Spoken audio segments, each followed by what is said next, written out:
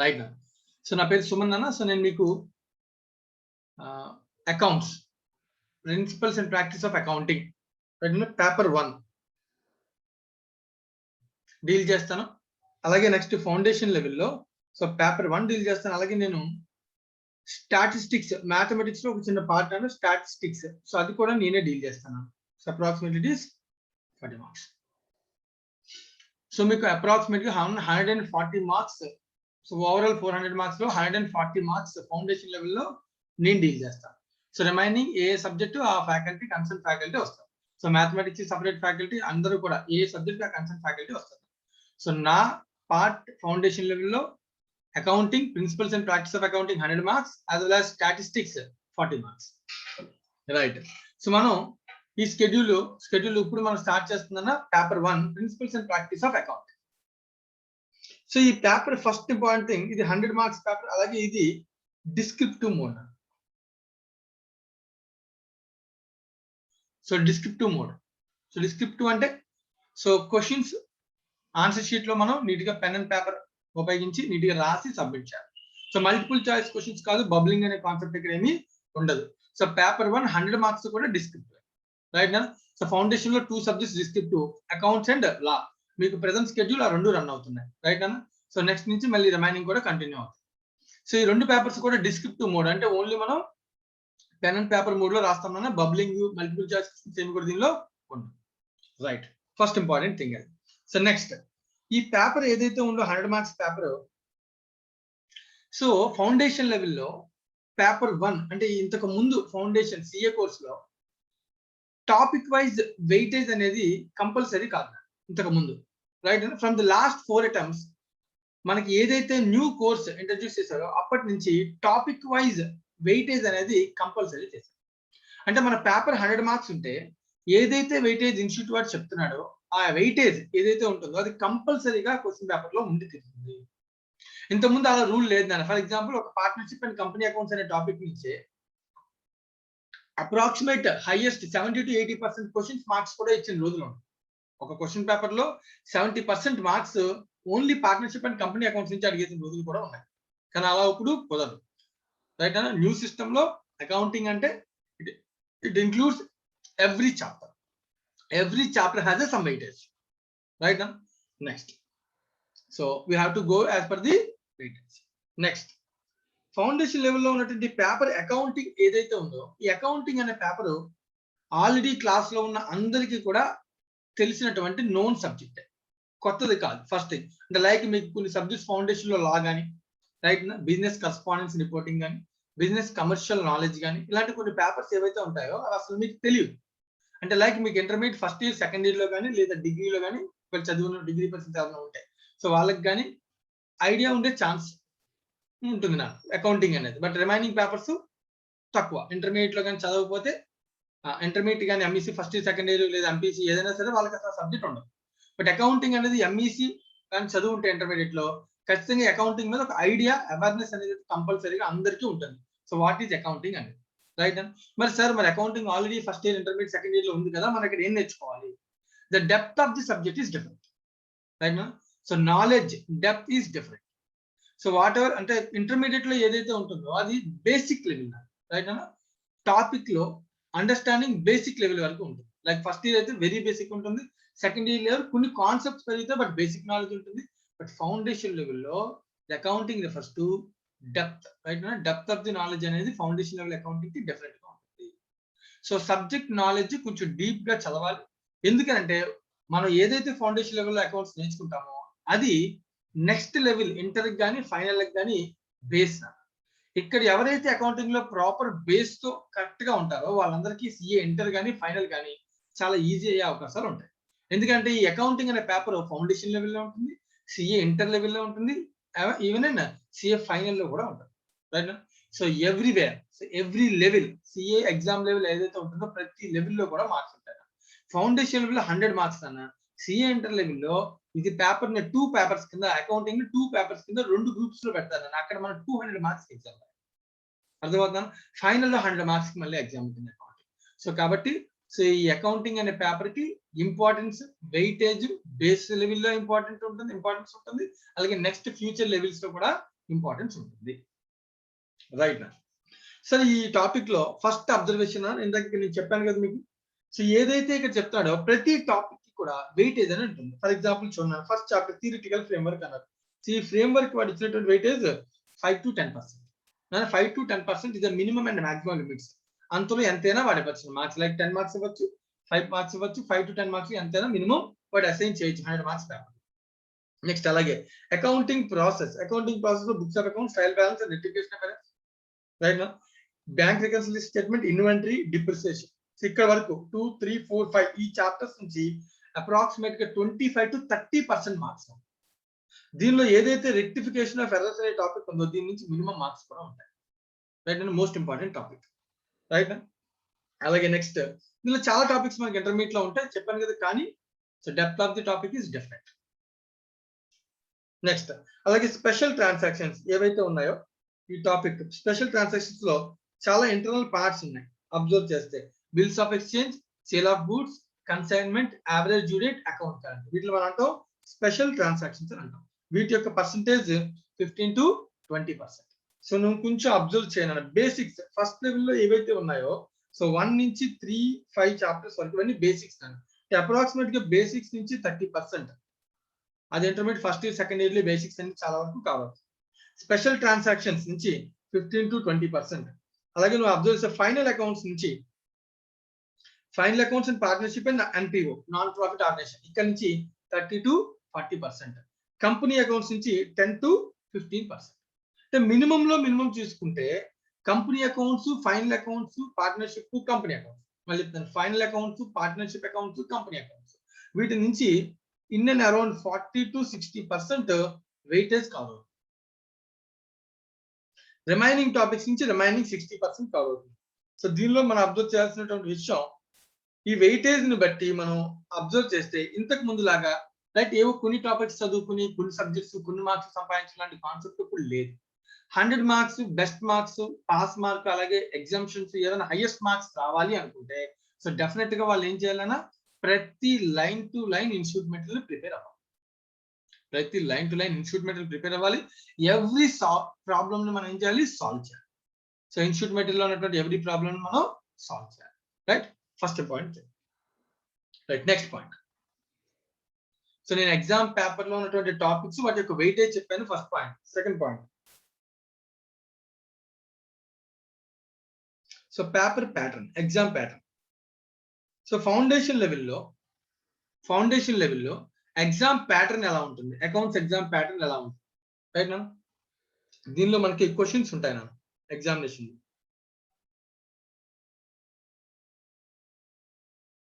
Right నా question number 1 compulsory question. So each question carries 20 marks. Next question number 2 నుంచి 6 వరకు. అయితే ఎన్ని క్వశ్చన్స్ 2 నుంచి 6 వరకు అంటే 5 క్వశ్చన్స్. సో దీనిలో మనం 4 out of 5 క్వశ్చన్స్ ని ఎగ్జామ్ లో అటెంప్ట్ చేయాలన్న. 4 out of 5 క్వశ్చన్స్ అంటే ఒక క్వశ్చన్ చాయిస్ ఒక question choice. So 4 questions out of 5 questions attempt చేయాలి. ఈచ్ క్వశ్చన్ 20 మార్క్స్ కాబట్టి 4 into 20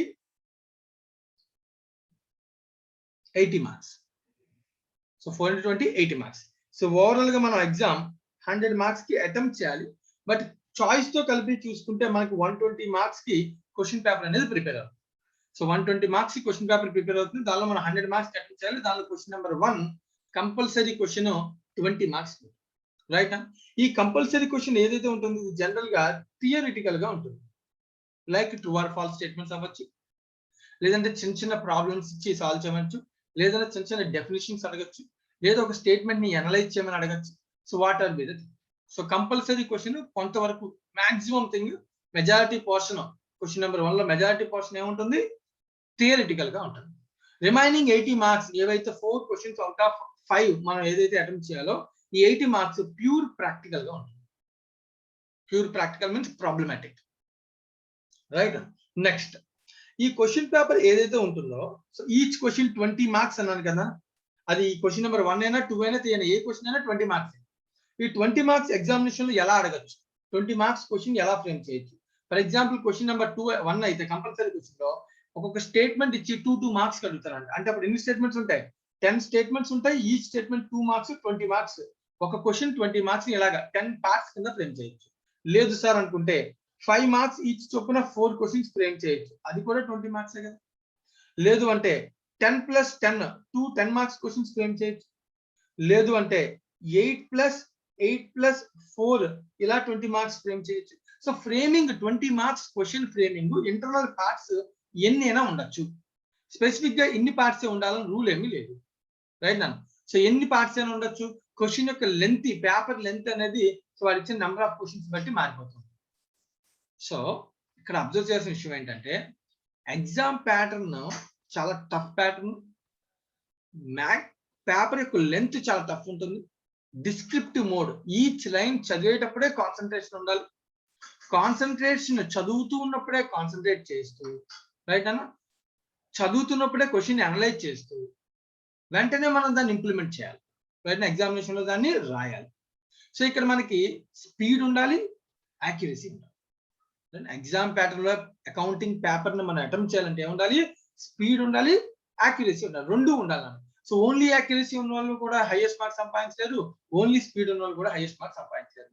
స్పీడ్ అంటే రైట్, స్పీడ్ మీన్స్ ఫాస్ట్ గా అనలైజ్ చేయాలి, క్వశ్చన్ ని ఫాస్ట్ గా అర్థం చేసుకోవాలి, ఫాస్ట్ గా దాన్ని ప్రజెంట్ చేయాలి. రైట్ అన్న. యాక్యురసీ అంటే అర్థం చేసుకునేటప్పుడు రాంగ్స్ రాకుండా కాన్సెప్ట్ ని పర్ఫెక్ట్ గా, ప్రాక్టికల్ థియరీని ప్రాక్టికల్ పర్ఫెక్ట్ గా ఏం చేయాలి? ఇంప్లిమెంట్ చేయాలి, అప్లికేషన్ చేయాలి. సో ఈ అప్లికేషన్ ఆఫ్ మైండ్ ఉండాలి, స్పీడ్ ఉండాలి అన్న, రెండు ఉండాలి. రెండిట్లో ఏది లేకపోయినా మన 100 మార్క్స్ పేపర్ ఎగ్జామ్ లో అటెంప్ట్ చేయలేము, అలాగే మన హైయెస్ట్ మార్క్స్ ని కూడా స్కోర్ చేయలేము. రైట్. సో ఫౌండేషన్ లెవెల్లో అకౌంట్స్ పేపర్ చేయాలంటే మనకి ఏముండాలి? స్పీడ్ అండ్ యాక్యురసీ అనేది ఉండాలి. పేపర్ చాలా లెంతీగా ఉంటుంది when compare to all other papers. మళ్ళీ చెప్తున్నాను నేను, ఆల్ అదర్ పేపర్స్ ఫౌండేషన్ లో ఉన్న రిమైనింగ్ 3 పేపర్స్ తో కంపేర్ చేస్తే paper 1 accounts paper on an average 15 to 20 pages of question paper ఉంటుంటాను. సో జనరల్ గా ఒక యావరేజ్ స్టూడెంట్ కి ఆ క్వశ్చన్ పేపర్ చదవడానికి అరౌండ్ ½ an hour పడుతుంది. చదవాలి, దాన్ని అర్థం చేసుకోవాలి, దాన్ని ఇంప్లిమెంట్ చేసి ప్రాబ్లమ్ ని సాల్వ్ చేసి మనం రాయాలన్న, డిస్క్రిప్టివ్ మోడ్ లో రాయాలన్న. మల్టిపుల్ చాయిస్ క్వశ్చన్ కూడా కాదు, షార్ట్ ఫామ్ లో చేయడానికి కుదరదు. Everything has to be written కదా. సో కాబట్టి రైటింగ్ స్కిల్ లో స్పీడ్ ఉండాలి, అనలైజింగ్ స్కిల్స్ లో స్పీడ్ ఉండాలి, వీటన్నిటితో పాటు యాక్యురసీ కూడా ఉండాలి. సో దీన్ని మనం అంటాం పేపర్ ప్యాటర్న్ అండర్స్టాండింగ్ అనేది. కొంచెం జాగ్రత్తగా దీన్ని అర్థం చేసుకోవాలి. Right, next thing, point number 3. So point number 1 weightage ఉంది. So every chapter is important. Point number 2 examination pattern ప్రకారం నువ్వు అర్థం చేసుకుంటే క్వశ్చన్ యొక్క లెంతీగా ఉంటాయి కాబట్టి స్పీడ్ అండ్ యాక్యురసీ అనేది చాలా ఇంపార్టెంట్. పాయింట్ నెంబర్ 3, మా పేపర్ 1 ప్యాటర్న్ లో మోస్ట్ ఇంపార్టెంట్ థింగ్స్ చెప్తున్నాను నేను. పేపర్ 1 అకౌంటింగ్ చదివేటప్పుడు మనకు ఉండాల్సినటువంటి బేసిక్ ఇంపార్టెంట్ ఐడియాస్ ఇవన్నీ కూడా. ఈ ఐడియా నీకు లేకుండా నువ్వు ముందుకు వెళ్తే నువ్వు అస్సలు దీన్ని సాల్వ్ చేయలేవు. Right. So point number 3, so what to be prepared, what to be study. So నేనేం ప్రిపేర్ అవ్వాలి సార్? మెటీరియల్. ఫస్ట్ క్వశ్చన్ ఇదే. సో చాలా మంది స్టూడెంట్స్ చేసే మిస్టేక్ ఏంటంటే వాళ్ళు సొంత ఓన్ మెటీరియల్స్ ప్రిపేర్ అయ్యే మిస్టేక్ చేస్తారు. సో అందుకనే మనం మోస్ట్ ఇంపార్టెంట్లీ రైట్ అకౌంట్స్ అయి ఉండొచ్చు, లేదా mathematics and business reasoning, that is called statistics, maths, everything. So నేను చెప్పే సబ్జెక్టు స్టాటిస్టిక్స్. సో 2 సబ్జెక్ట్స్ కూడా నేను ఇన్స్టిట్యూట్ వాడు సజెస్ట్ చేస్తానని ఒక మెటీరియల్, దాన్ని మనం అంటాం స్టడీ మెటీరియల్ అంటాం. ఏమంటాం దాన్ని మనం? స్టడీ మెటీరియల్ అంటాం. ఈ స్టడీ మెటీరియల్ ని మనం సాల్వ్ చేస్తాం. ఇన్స్టిట్యూట్ వాడు ఇచ్చేటువంటి స్టడీ మెటీరియల్ ని సాల్వ్ చేస్తాం. మోస్ట్లీ ఇప్పుడు మనం అకౌంట్స్ గురించి మాట్లాడుతున్నాం కాబట్టి అకౌంట్స్ అనేది ఒక మెటీరియల్, ఐసిఐ మెటీరియల్ ని మనం ప్రిపేర్ అవుతాం. మ్యూట్ చేయండి ఆనంద్ శ్రీరామ్.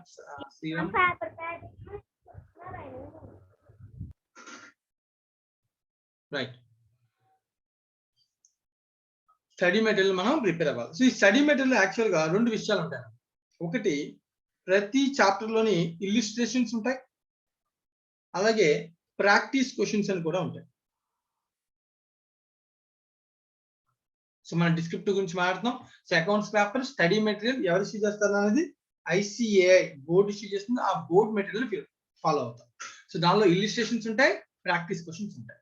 సో ఈ ప్రాబ్లమాటిక్ పార్ట్ అంతా కూడా, థియరీ అంతా కూడా స్టడీ మెటీరియల్ చదువుతానన్న, థియరీ అంతా స్టడీ మెటీరియల్ చదువుతాం. ఈ ప్రాబ్లమాటిక్ పార్ట్ అంతా కూడా నేను సపరేట్ మెటీరియల్ ఇస్తాను. సో దాని నుంచి మనం ప్రతి ప్రాబ్లమ్ ని సాల్వ్ చేస్తాం. సపరేట్ మెటీరియల్ అంటే అది కొత్త మెటీరియల్ కాదు, ఇన్స్టిట్యూట్ మెటీరియల్ ఉన్న ప్రతి ప్రాబ్లం సపరేట్ మెటీరియల్ ఇస్తాను. సో మన ఓన్ అప్లికేషన్ ఆఫ్ మైండ్, ఆ some question book text book లో కాకుండా నేను ఇచ్చిన మెటీరియల్ నుంచి క్వశ్చన్ చదువుతూ దాన్ని అర్థం చేసుకుని సాల్వ్ చేయాలి, రైట్? సో ఇవి చదివేటప్పుడు ఇక్కడ ఉన్నటువంటి ప్రాబ్లం ఏంటంటే, చాలా మంది స్టూడెంట్స్ దగ్గర ఉన్నటువంటి దీనిలో ఉన్నటువంటి ఇష్యూ ఏంటంటే, sir length of the book చాలా ఎక్కువ ఉంటుంది కదా, సో మనం ఎంతవరకు దాన్ని చదివి గుర్తు పెట్టుకుని కాన్సెప్ట్స్ ని అప్లై చేయగలం, ఇది ఇంపార్టెంట్. సో అందుకే నేను చెప్పే నా సజెషన్ ఏంటంటే, సో చదువుతున్నప్పుడు సో మన ICAI వాడు ఇచ్చినటువంటి మెటీరియల్ ని ప్రిపేర్ అవుతున్నాం, ఆ స్టడీ మెటీరియల్ ఏదైతే ఉంటుందో దాన్ని నేను నోట్స్ రూపంలో చెప్తాను. కొంతవరకు నోట్స్ రూపంలో అంటే నేను క్లాస్ చెప్తున్నప్పుడు నోట్స్ రాసుకోవచ్చు, లేదంటే నేను క్లాస్ చెప్తున్నప్పుడు ఇంపార్టెంట్ పాయింట్స్ ఏవైతే చెప్తున్నావో ఐడెంటిఫై చేసుకుంటూ ఒక పర్ఫెక్ట్ నోట్స్ ప్రిపేర్ అవ్వాలి, ప్రిపేర్ చేయాలి మీరు, రైట్? నాతో పాటు మీరు కూడా ఏం చేయాలి, ప్రిపేర్ చేయాలి. సో ఆ నోట్స్ లో థియరీ పాయింట్స్ నేను సింప్లిఫైడ్ ఫార్మాట్ లో చెప్తాను. లైక్ ఒక ప్రాక్టికల్ సమ్ సాల్వ్ చేస్తాం, ఒక కన్సైన్మెంట్ కాన్సెప్ట్ ని సాల్వ్ చేస్తాం, కన్సైన్మెంట్ లో ఉండే ఇంపార్టెంట్ పాయింట్స్, కన్సైన్మెంట్ లో ఉండే సిచ్యువేషన్స్, వీటిని నేను ఎలా అయితే నోట్స్ చెప్తానో వాటిని ఎలా అకౌంట్ ఫర్ చేయాలో నేను చెప్తానో ఆ నోట్స్ పక్కాగా నోట్స్ లో రాసుకోవాలి. స్టడీ మెటీరియల్ కొంచెం కాంప్లికేటెడ్ గా ఉంటుంది, దాన్ని నేను ఎక్స్ప్లెయిన్ చేస్తాను, దాంతో పాటుగా నేను చెప్పే నోట్స్ పక్కాగా రాసుకోవాలి. నేను ఏ కాన్సెప్ట్ ఎక్స్ప్లెయిన్ చేస్తే ఆ కాన్సెప్ట్ అంతా కూడా ఏముండాలి, నీ నోట్స్ ఉండాలి. సో నోట్స్ సింప్లిఫైడ్ గా ఉంటుంది. సో ఎగ్జామినేషన్ ముందు నోట్స్ మొత్తాన్ని ప్రిపేర్ అవ్వడం చాలా ఈజీ నాకు. సో ఒక కాన్సెప్ట్ లో ప్రాబ్లమ్ సాల్వ్ చేసే ముందు ఒక్కసారి నోట్స్ చూసుకుని ఒక 1 minute లో మనం దాని మీద ఉన్నటువంటి కాన్సెప్ట్ అంతా గుర్తు తెచ్చుకుని ఇమీడియట్ గా మనం ఏం చేయొచ్చు, దాని మీద ఉన్న ప్రతి ప్రాబ్లమ్ ని సాల్వ్ చేయొచ్చు. అర్థమవుతుందా? సో కాబట్టి సో మెటీరియల్ ఏదైతే ఉంటుందో ఆ మెటీరియల్ మీరు ఇన్స్టిట్యూట్ వైడ్ స్టడీ మెటీరియల్ మీ దగ్గర ఉండాలి. అలాగే ఒక నోట్స్ పెట్టుకుంటాం, సపరేట్ నోట్స్ అకౌంట్స్ కి, దానిలో నేను చెప్పే థియరీ పాయింట్స్ రాస్తూ ఉంటాం. ప్రాక్టికల్ సబ్జెక్ట్స్ ఏవైతే ఉన్నాయో ప్రతి కాన్సెప్ట్ కి థియరీ చెప్తాను. చెప్పాక నేను ఇచ్చిన మెటీరియల్ నుంచి ప్రతి సమ్ ని మనం ఏం చేస్తాం, సాల్వ్ చేస్తాం. ఇది మనం సబ్జెక్ట్ ని ప్రిపేర్ అయ్యేటువంటి విధానం, రైట్? ఇది ఓవరాల్ గా సో సబ్జెక్ట్ గురించి. సో ఎవరికైనా దీనిలో ఏమైనా డౌట్స్ ఉంటే కనుక అడగచ్చు. ఈ 3 విషయాల్లో ఎవరికైనా ఏదైనా డౌట్ ఉంటే అడగచ్చు. అందరికీ అర్థమైందా ఈ విషయాలు?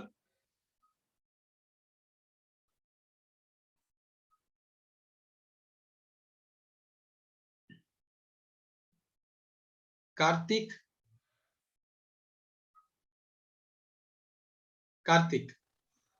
yes sir, ఎనీ డౌట్స్ నాన్న? నేను చెప్పిన విషయాలను అర్థమయ్యా, ఏం ప్రిపేర్ అవ్వాలనేది?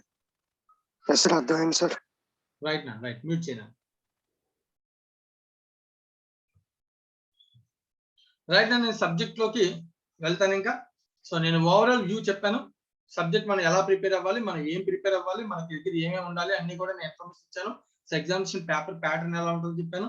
సో ప్రతి చాప్టర్ ఇంపార్టెంట్, ఎందుకంటే ప్రతి చాప్టర్ కి ఏముంది, వెయిటేజ్ అనేది అసైన్ చేయబడి ఉన్నారు. సో వెయిటేజ్ ని బేస్ చేసుకుని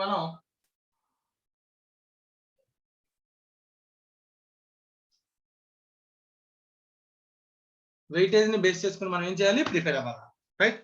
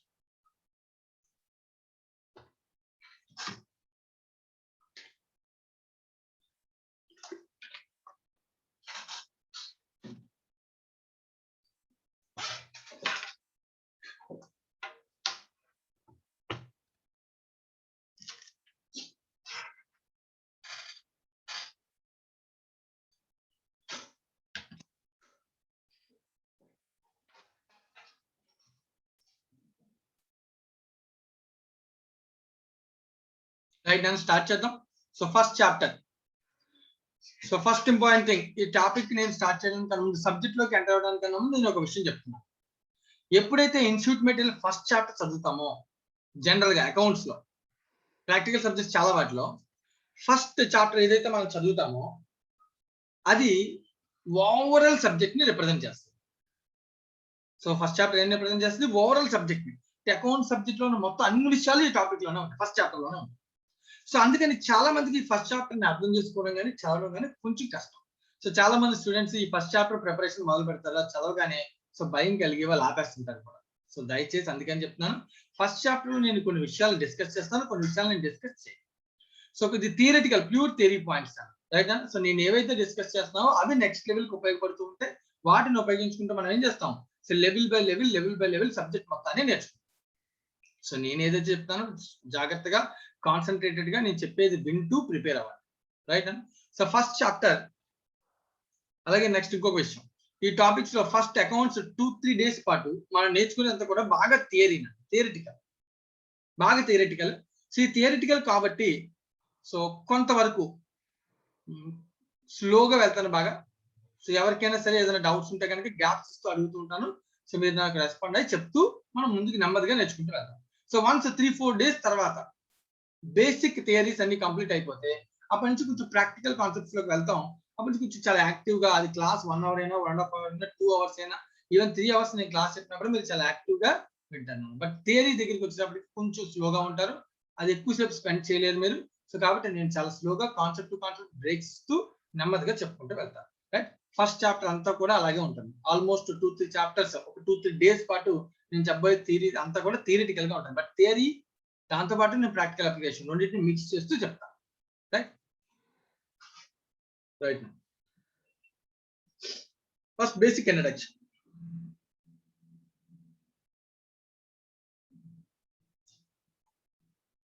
So let us start with the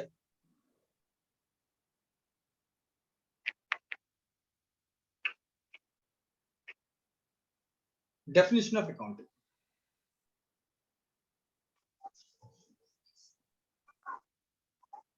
Let us start with the definition of accounting. Teja, ye Teja Manikanta. Sir, So Manikanta nuvu intermediate first year and second year. second year, sir. Right now. So accounting definition చెప్పగలవా? MCA కదా నువ్వు? Yes, sir. చెప్పనా? The process or work of financial accounts. The process of Financial accounts. financial accounts. దాని meaning ఏంటి? So accounting కి simple ఒక definition, accounting is an art of, జాగ్రత్తగా వినాలన్నా నేను ఏం చెప్తున్నాను, నేనే క్వశ్చన్స్ అడుగుతా right. Recording, classifying, summarising, analysing and interpretation of financial transactions and events. ఇది జనరల్ బేసిక్ డెఫినేషన్. ఓకేనా? ఏంటిది general definition of account. So నువ్వు చెప్పింది కాదు తేజ, జాగ్రత్తగా ఇది అబ్జర్వ్ చేయి. Accounting is an art of. Teja చెప్పు, what is meant by art?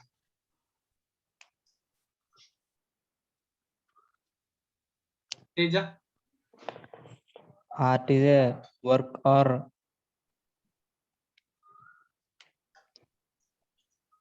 Art అనేది ఏంటన్నా? Some work. yes, sir. Art అంటేనన్నా అది స్కిల్. అకౌంటింగ్ అనేది ఒక స్కిల్ అన్నమాట. సో అది అందరికీ రాదు. సో అకౌంటింగ్ ఎవరైతే నేర్చుకోగలరో సో వాళ్ళకి మాత్రమే అది తెలుస్తుంది. ఓకేనా? సో ఆ స్కిల్ అనేది అందరికీ ఉంటుందా? Yes, sir. ఉండదు రైట్. సో ఇక్కడ నువ్వు అబ్జర్వ్ చేస్తే అకౌంటింగ్ ఈజ్ ఎన్ ఆర్ట్. అందరికీ తెలియదు, కొంతమందికి తెలిసి దాని గురించి, అది ఎలా చేయాలో. It contains recording. సో ఏం రికార్డ్ చేస్తాం మనం? ట్రాన్సాక్షన్స్ అన్ని రికార్డ్ చేస్తాం మనం. ఎక్కడ రికార్డ్ చేస్తాం మనం? అంటే బుక్స్, సార్. జర్నల్. ఆల్రెడీ నేర్చుకుంటే recording happens in journal right. తర్వాత జర్నల్ రాసిన తర్వాత ప్రతి లెడ్జర్ లోనే ట్రాన్సాక్షన్స్ అన్ని రాస్తాం కదా మనం. yes, sir. వాటిని మనం ఏమంటాం? లెడ్జర్. దాన్ని మనం ఏమంటాం? Classification. Ledger. Accounting is art of recording, journal, classify. ఒక్కొక్క అకౌంట్ ని క్లాసిఫై చేస్తూ తర్వాత summary reports. What is meant by summary? Conclusions. Summary means trial balance and financial statements. Statements. Trial balance అంటే మనకు ఐడియా ఉంది కదా. సో అన్ని ledges ని ఒక దగ్గర పెట్టుకుని సమ్మరీ రిపోర్ట్ తయారు చేస్తావా చేయమా? Yes sir. చేస్తాం. అలాగే ఫినాన్షియల్ స్టేట్మెంట్స్ అంటే ట్రేడింగ్ P&L ప్రిపేర్ చేస్తాం, బ్యాలెన్స్ షీట్ ప్రిపేర్ చేస్తాం, అవునా కదా? Yes sir. వీటిని మనం సమ్మరీ రిపోర్ట్స్ అని అంటాం. Accounting is art of recording, classifying, classification, summarise. Meaning అర్థమవుతుందా అన్న? Next yes sir. Analysing. Analysing అంటే ఫర్ ఎగ్జాంపుల్ చూడు, ఫర్ ఎగ్జాంపుల్ బ్యాలెన్స్ షీట్ ఉందనుకో. బ్యాలెన్స్ షీట్ లో అసెట్స్ అండ్ లయబిలిటీస్ ఉంటాయి కదా నాన్న. Yes sir. Yes sir. ఆ అసెట్స్ లో ఒక కేటగిరీ ఉంటుందని. ఏంటి ఆ category? Fixed assets. Fixed. Yes sir. Fixed assets అంటే ఏమేమి వస్తాయి చెప్పు దానిలో? Asset which is more than the life of more than 1 year ఉంటుందని ఏమంటాం? Fixed asset. Helps in providing the production activity. So అట్లా ఏమంటాం? Fixed assets. అలాంటి ఏముంటాయి? Machinery, buildings. బిల్డింగ్, ఫర్నిచర్ కదా. Yes sir. Yes sir. ఇలా ఈ అన్ని అసెట్స్ ని కూడా ఏవైతే fixed assets nature more than 1 year life ఉంటాయో వాటన్నిటిని ఒక దగ్గర నేను తీసుకుని ఒక వాల్యూ రాస్తాను కదా. అంతేగాని అసెట్స్ 1 లక్ష ఉంటే ప్రతి అసెట్ కూర్చుని రాసేస్తానా? అలా రాస్తే బ్యాలెన్స్ షీట్ సైజ్ ఏమవుద్ది? పెరిగిపోద్ది. అందుకనే వాటన్నిటిని ఒక దగ్గర గ్రూపింగ్ చేసుకుని వాటన్నిటిని హెడ్ పెట్టి అలాగే ఎస్ సార్. ఇలా మనం చేయడాన్ని అనాలిసిస్ అంటాం. దాన్ని ఏమంటాం? అనాలిసిస్. నెక్స్ట్ ఇంకోటి ఏం చేయాలి? Interpretation. Interpretation for example interpret చేయాలంటే సో మనం P&L account, trading account prepare చేస్తాం కదా. Yes sir. So trading account లో క్రెడిట్ సైడ్ ఐడియా ఉందా? Yes sir. Yes sir. అలాగే డెబిట్ మనం సేల్స్, పర్చేజ్ అన్ని రాగా వచ్చేది ఏంటి? Gross profit. Sales, purchase, stock అన్ని రికార్డ్ వచ్చేది ఏంటి? Gross profit. అంతేనా కదా? Yes sir. Yes sir. ఇప్పుడు క్వశ్చన్, ఈ జీపీ అనేది ఫర్ ఎగ్జాంపుల్ నేను 100 రూపీస్ సేల్ చేస్తాను అనుకో, దానిలో నాకు 20 రూపీస్ మిగిలిపోతుంది అని అన్నాను. అంటే 80 రూపీస్ ఏమవుతుంది? కాస్ట్. 100 రూపీస్ ఒక పెన్ నేను 100 రూపీస్ కి సేల్ చేస్తే 80 రూపీస్ కాస్ట్ అవుతుంది, 20 రూపీస్ నాకు ప్రాఫిట్ వస్తుంది. రైట్ అన్న? జీపీ 20 అవుట్ ఆఫ్ 100 అంటే ఎంత పర్సెంట్ అర్థం? 20%. ఓకేనా? ఇది మనం అనాలిసిస్ చేసి ఒక డేటాను అనాలిసిస్ చేసి అసలు జీపీ క్యాలిక్యులేషన్ లో ఏ ఐటమ్స్ తీసుకోవాలో మనం ఇంటర్ప్రిట్ చేసి ఆ రేషియో తీసుకుని కంట్రోల్ కోసం, డెసిషన్ మేకింగ్ కోసం ఉపయోగించుకుంటాం. ఇంటర్ప్రిటేషన్ అంటాం. సో ప్రతి వర్డ్ ని ఇంటర్ప్రిట్ చేస్తాం మనం. లైక్ సేల్స్ ఇంటర్ప్రిట్ చేస్తాం, ఎందుకు చేయాలి? పర్చేజ్ ఇంటర్ప్రిట్ చేస్తాం, ఎందుకు పర్చేజ్ అకౌంట్ ఏమేమి ఉండాలి? జీపీ అంటే జీపీని ఎలా క్యాలిక్యులేట్ చేయాలి? నెట్ ప్రాఫిట్ అంటే దాన్ని ఎలా క్యాలిక్యులేట్? జీపీలో నుంచి ఆల్ ఇండైరెక్ట్ ఎక్స్పెన్సెస్ మనం ఏం చేయాలి? మైనస్ చేస్తే వచ్చిందని ఏమంటాం? నెట్ ప్రాఫిట్ అంటాం. ఇలా అన్ని విషయాల్ని మనం క్యాలిక్యులేట్ చేసి తెలుసుకుని అనాలిసిస్ చేసి ఇంటర్ప్రిట్ చేయాలి. ఓకేనా? ఇదంతా కూడా దేనిలో పార్ట్? అకౌంటింగ్ లో part. So what is meant by accounting? Is an art of recording, classifying, summarising, analysing, interpretation. ఈ 5 యాక్టివిటీస్ ని చేస్తే వచ్చేదాన్ని మనం ఏమంటాం? అకౌంటింగ్. ఈ 5 యాక్టివిటీస్ లో మనం ఇంటర్మీడియట్ లెవెల్ ఇక్కడ వరకు నేర్చుకుంటాం నాన్న. ఎనాలిసిస్, ఇంటర్ప్రిటేషన్ ఇవన్నీ కూడా జనరల్ గా ఎక్కడ ఉంటాయన్న? సిఏ ఇంటర్ లెవెల్లో నేర్చుకుంటాను. జనరల్ గా ఫౌండేషన్ లెవెల్ అవి ఎక్కువగా ఉండవు. Analysis and interpretation like ratio analysis, ఒక్కొక్క వాటిని తెలుసుకోవడం, అనలైజ్ చేయడం, స్టాండర్డ్స్, వీటన్నిటి యొక్క ఇన్ఫర్మేషన్ ఎక్కడ నేర్చుకుంటాం? Second level. ఓకేనా? Okay sir. రైట్. సో ఇప్పుడు ఇంకా నెక్స్ట్ ఇన్ఫర్మేషన్. సార్ ఇవన్నీ వేటికి చేయాలి sir? Of financial transactions and mute చేసేనా కృష్ణ? నువ్వు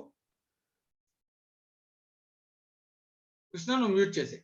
sir Krishna, Teja, what it may be. Next Abhiram.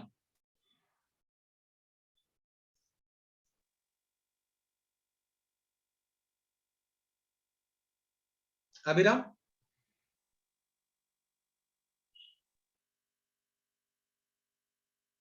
నా వాయిస్ వినబడుతుందా? మాట్లాడు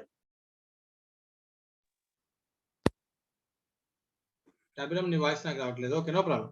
next person. Hello sir. Abhiram voice వస్తుందా నాన్న? అది సార్. రైట్ అభిరామ్. ఇప్పుడు దాకా మనం అకౌంట్స్ డెఫినేషన్ లో accounting is art of recording, classifying, summarising, analysing, interpretation అన్నా. సో ఈ విషయాలన్నీ కూడా నేర్చుకోవాలి. ఇది ఒక్కొక్కటి ఒక్కొక్క చాప్టర్. ఓకేనా? Yes sir. మళ్ళీ నేర్చుకుంటాం మనం. రైట్. అయితే ఇవన్నీ చేయాల్సింది దేనికి చేయాలని చెప్తున్నాడు వాడు? Recording, classifying, summary, analysis, interpretation అంతా దేనికి చేయాలి? వేటిని చేయాలి? రికార్డింగ్ అంతా కూడా transactions and events. Events. Right. ఇప్పుడు నువ్వు అబ్జర్వ్ చేయి, ఇక్కడ దీనిలో వర్డ్స్ ఉన్నాయి. ఫినాన్షియల్ ట్రాన్సాక్షన్స్ అండ్ ఈవెంట్స్ అన్నాడు, అవునా కదా? Yes sir. Right. First thing, financial అంటే మీనింగ్ ఏంటి? బిజినెస్ కి ఫినాన్షియల్ అంటే మీనింగ్ ఏమై ఉండొచ్చు? Yearly expressed in terms of money నన్ను. సో నువ్వు దేన్నైతే మనీలో ఎక్స్ప్రెస్ చేయగలుగుతావో వాటిని మాత్రమే మనం రికార్డ్ చేస్తాం. సార్. ఓకేనా? అర్థమవుతుంది. అలాంటి ట్రాన్సాక్షన్స్ అండ్ ఈవెంట్స్ మాత్రమే మనం రికార్డ్ చేస్తాం, క్లాసిఫై చేస్తాం, సమరైజ్ చేస్తాం, ఇంటర్ప్రిట్ చేస్తాం, అనాలిసిస్ చేస్తాం. ఓకేనా? సార్. సో వేటిని which are expressed in terms of money. For example, goods నేను ట్రేడింగ్ యాక్టివిటీ చేస్తాను. నా బిజినెస్ ట్రేడింగ్ అంటే ఏంటి? గూడ్స్ కొని అమ్ముతాను. Purchase and sale. ఓకేనా? ఫర్ ఎగ్జాంపుల్, నేను ఒక పర్సన్ దగ్గర నుంచి, ఒక సప్లయర్ దగ్గర నుంచి గూడ్స్ కొన్నాను అనుకో. ఆ ట్రాన్సాక్షన్ నేను వాల్యూ మనీ రూపంలో చెప్పగలనా చెప్పలేనా? చెప్పగలను. కాబట్టి దాన్ని నేనేం చేయాలి? రికార్డ్ చేయాలి, క్లాసిఫై చేయాలి, సమరైజ్ చేయాలి, అనలైజ్ చేయాలి, ఇంటర్ప్రిట్ చేయాలి. ఫర్ ఎగ్జాంపుల్, ఇంకా నా ఆర్గనైజేషన్ లో ఒక 10 మంది వర్కర్స్ ఉన్నారు. వాళ్ళకి శాలరీస్ పే చేస్తున్నాను. నేను మనీలో చెప్పగలనా చెప్పలేనా? చెప్పగలను సార్. కాబట్టి దాన్ని కూడా ఏం చేయాలి? రికార్డ్ చేయాలి, క్లాసిఫై అన్ని చేయాలి, రికార్డింగ్, క్లాసిఫికేషన్ అన్ని చేయాలి. కానీ which are expressed in terms of money. నా ఆర్గనైజేషన్ లో 10 మంది ఎంప్లాయీస్ ఉన్నారు. దానిలో 5 స్కిల్డ్ వర్కర్స్, ఒక 5 అన్స్కిల్డ్, పెద్దగా వర్క్ చేయలేదు. నన్ను దీన్ని ఎక్కడ రికార్డ్ చేయను? అవ్వదు సార్. అవ్వదు. సో ఫినాన్షియల్ అకౌంటింగ్ లో అలాంటి విషయాలు దేన్ని కూడా మనం రికార్డ్ చేయం. దానిలో ఒక ఎంప్లాయీ చాలా మంచి హానెస్ట్ పర్సన్, నేను ఎప్పుడు అడిగినా నిజం చెప్తాను. ఎక్కడ రికార్డ్ చేయండి? దీన్ని రికార్డ్ చేయలేము. ఎందుకంటే ఇవన్నీ కూడా ఫినాన్షియల్ ట్రాన్సాక్షన్స్ కావున which are not expressed in terms of money. ఓకేనా? రైట్ అన్న. సో ఇంకొక పాయింట్ ఉంది అభిరామ్, ఇది కూడా కంప్లీట్ చేశాక సో మ్యూట్ చేద్దాం.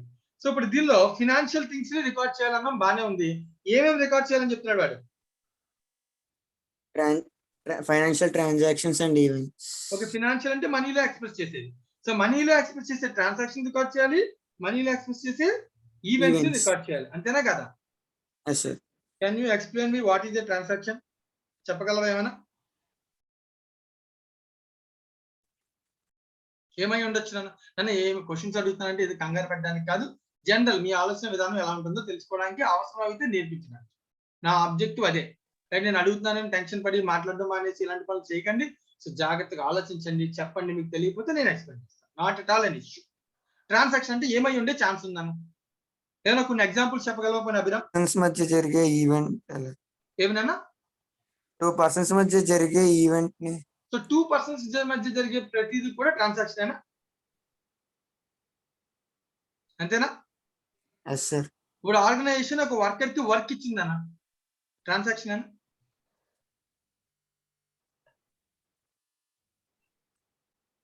అది event.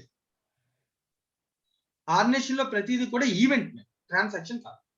Transaction refers to 2 things. జాగ్రత్తగా అబ్జర్వ్ చేస్తే, it is an exchange or agreement between 2 parties. Exchange ఉండాలి. ఫర్ ఎగ్జాంపుల్, సో ఒక వర్కర్ ఉన్నాడు నా దగ్గర, ఒక ఎంప్లాయీ ఉన్నాడు.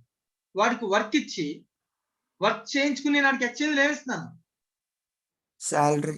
రైట్? అది నాకు వర్కర్ కి మధ్యలో ఉన్నటువంటి అగ్రిమెంట్. సార్. రైట్ అన్న. ఇప్పుడు నేను దాన్ని రికార్డ్ చేస్తాను చేయనా? సార్. చేస్తాను. అర్థమవుతుందా? అలాగే చూడు, ఒక సప్లయర్ నుంచి నేను గూడ్స్ పర్చేజ్ చేశాను. రైట్ నా? నాకు గూడ్స్ ఇచ్చాడు, నేను వాడికి ఏమి ఇస్తాను? మనీ క్యాష్ ఇస్తాను కదా. And it is a exchange between the parties. It is a transaction. నేను అర్థమవుతుందా? Yes sir. రైట్. అలాగే నా దగ్గర కస్టమర్స్ వస్తారు, నేను గూడ్స్ సేల్ చేస్తాను. నేను గూడ్స్ ఇస్తాను, వాడు నాకు ఏమిస్తాడు? క్యాష్. క్యాష్ ఆర్ బ్యాంక్ ఏదో మనీ ఇస్తాడు. సో దాన్ని ఏమంటాం? Exchange. It's a transaction between the two parties. So it is an act of something called exchange or agreement between two parties. ఓకేనా? Yes sir. రైట్. అంటే organisation ప్రతి transaction ఇప్పుడు ఏదైతే definition చెప్పారో ఆ ట్రాన్సాక్షన్స్ అన్ని కూడా ఫినాన్షియల్ అయితే మనీ టర్మ్స్ లో ఎక్స్ప్రెస్ చేస్తే వాటిని రికార్డ్ చేయాలి, క్లాసిఫై చేయాలి, సమ్మరైజ్ చేయాలి, అనలైజ్ చేయాలి, ఇంటర్ప్రిట్ చేయాలి. రైట్ అన్న? ఇంకొక విషయం ఉంది అక్కడ అబ్జర్వ్ చేస్తే, ఒక ట్రాన్సాక్షన్స్ వాడు అవన్నీ చేయమంటారు, ఇంకా వీటిని కూడా చేయమంటున్నాడు వాడు. ఈవెంట్స్.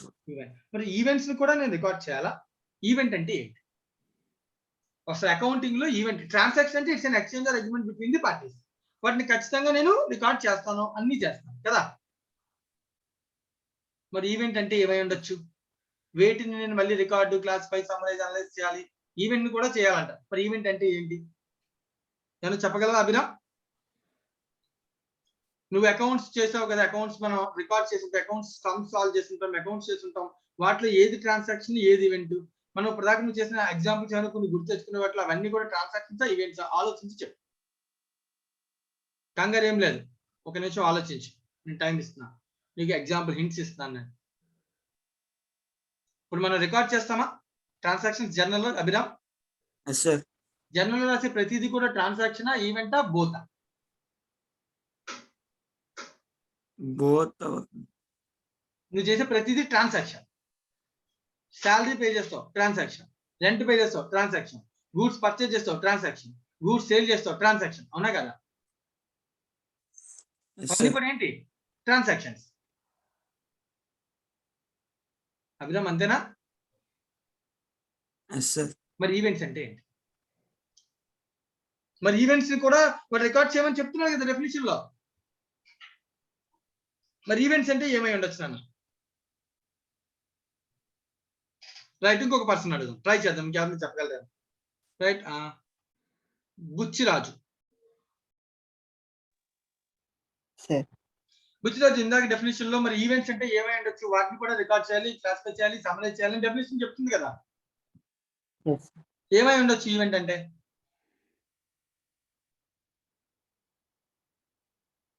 ఫర్ ఎగ్జాంపుల్ నువ్వు ఇప్పటిదాకా చేసిన accounts first year second year? Second year. Right, second year. నువ్వు చేసినటువంటి అకౌంటింగ్ లో నేను కొన్ని విషయాలు చెప్తాను, జాగ్రత్తగా అబ్జర్వ్ చేయి. అవి ట్రాన్సాక్షన్సా, ఈవెంట్స్ నువ్వు చెప్పాలి. ఓకేనా? ఓకే. సో నా దగ్గర నా బుక్స్ లో ఒక కస్టమర్ ఉన్నాడు నాన్న, హిజ్ నేమ్ ఎక్స్. ఓకేనా? His name X. As on 31st March 2021 X యొక్క అకౌంట్ లో బ్యాలెన్స్ ఎంత ఉందో నువ్వు రికార్డ్ చేస్తావా చేయవా? చేస్తావా? ఎలా, ఎందుకు చేసాం? ఎందుకు చేయాలి? అది ట్రాన్సాక్షన్ కాదు కదా, బ్యాలెన్స్ ఎందుకు చేయాలి? It is a event. అర్థమవుతున్నానా? నెక్స్ట్ ఇంకో చిన్న ఎగ్జాంపుల్, జాగ్రత్తగా. సింపుల్, ఎన్ని కస్టమర్ కదా, సప్లయర్ కూడా ఉండొచ్చు కదా. ఎవ్రీ లెడ్జర్ ని నువ్వు బ్యాలెన్స్ చేస్తావా చేయవా? చేసే ప్రతి లెడ్జర్ ని బ్యాలెన్స్ చేయడం అంటే ఏమైనా ట్రాన్సాక్షన్ కాదు. కానీ నేను ఏం చేస్తాను? దాన్ని బ్యాలెన్స్ చేస్తాను, క్యాలిక్యులేట్ చేస్తాను, వాల్యూ చేస్తాను కదా. దాన్ని ఏమంటాను? ఈవెంట్. రెండు చూడు, నేను ఫర్ ఎగ్జాంపుల్ నా యాక్టివిటీ ట్రేడింగ్ యాక్టివిటీ 1000 పెన్స్ నేను పర్చేజ్ చేశాను. మా బుచ్చిరాజు వింటున్నావు నాన్న? ఆ 1000 పెన్స్ ని పర్చేజ్ చేయడం అనేది ట్రాన్సాక్షన్, ఈవెంటా? ట్రాన్సాక్షన్. ఎందుకంటే పర్చేజ్ అంటే నేను గూడ్స్ తీసుకుని వాడికి ఏమి ఇస్తాను? డబ్బులు ఇస్తాను. It's an exchange between the parties. అవునా కదా? ఓకే, 1000 లో ఒక 1 year లో నేను 950 పెన్స్ ని సేల్ చేసేసాను. కనబడుతుందా? ఇప్పుడు 950 సేల్ అనేది ఏంటి? ట్రాన్సాక్షన్. ఎందుకంటే నేను గూడ్స్ ఇస్తాను, డబ్బులు తీసుకుంటాను కదా. ఓకే, నా బుక్స్ లో ఈ ట్రాన్సాక్షన్ రికార్డ్ చేస్తాను, పర్చేజ్ 950 సేల్ ట్రాన్సాక్షన్ రికార్డ్ చేస్తాను. కానీ ఈ రెండింటికి సంబంధించిన ఇంకొక వాల్యూని కూడా రికార్డ్ చేస్తాను బుక్స్ లో. ఏంటా వాల్యూ? ఒక ఇయర్ ఎండ్ అయిన తర్వాత ఈ రెండింటికి సంబంధించి ఇంకో వాల్యూని కూడా రికార్డ్ చేస్తాను. అది ట్రాన్సాక్షనా కాదా అనేది క్వశ్చన్ ఉంది. ఏంటి ఆ వాల్యూ అసలు దేని రికార్డ్? ఈ రెండింటికి సంబంధించి ఈవెంట్స్. స్టాక్ 1000 పెన్స్ పర్చేజ్ చేసి 950 సేల్ చేస్తే నా దగ్గర ఇంకా ఎంత ఉండిపోతాయి? 50 pence 50 పెన్స్ ఉండిపోతాయి, ఉండిపోవా? ఉండిపోతాయి. ఆ పీరియడ్ కి ఉండిపోయిన స్టాక్ ని నేను బుక్స్ లో రికార్డ్ చేస్తానా? ట్రేడింగ్ అకౌంట్ లో క్లోజింగ్ స్టాక్ అని రాస్తానా రాయనా? రాస్తాను సార్. అంటే నా పర్చేజ్ లోంచి ఆ స్టాక్ వాల్యూ తీసే కదా నేను ప్రాఫిట్ ఆర్ లాస్ కొనుక్కుంటాను. Yes sir. మరి ఇప్పుడు నేను స్టాక్ ని వాల్యూ చేయకపోతే కరెక్ట్ ప్రాఫిట్ ఆర్ లాస్ వస్తుందా? రాదు సార్. అంటే స్టాక్ ని వాల్యూ చేయడం అనేది ట్రాన్సాక్షన్ ట్రాన్సాక్షన్ కాదు సార్. కాదు. ఏంటది? ఈవెంట్. ఈవెంట్. రైట్. సో మనం బుక్స్ లో ట్రాన్సాక్షన్స్ రికార్డ్ చేస్తాము, ఈవెంట్స్ ని రికార్డ్ చేస్తాము. సో ఈవెంట్ అంటే యాక్చువల్ గా ప్రతిదీ ఈవెంటేనా, కానీ అన్ని ఈవెంట్స్ ని రికార్డ్ చేస్తాం. సో జనరల్ గా ఒక ఆర్గనైజేషన్ లో ఒక వర్కర్ తుమ్మినా దగ్గినా ఒక ఎంప్లాయీ నడుచుకుంటూ వెళ్ళినా ఏదైనా ఈవెంటే. ఈవెంట్ అంటే ఎవ్రీథింగ్. కానీ అలా అని చెప్పి ప్రతి ఈవెంట్ ని బుక్స్ లో రికార్డ్ చేస్తామా? చెయ్యం మనం. దట్ మీన్స్ మరి ఏంటి సార్ ఏం రికార్డ్ చేస్తాము?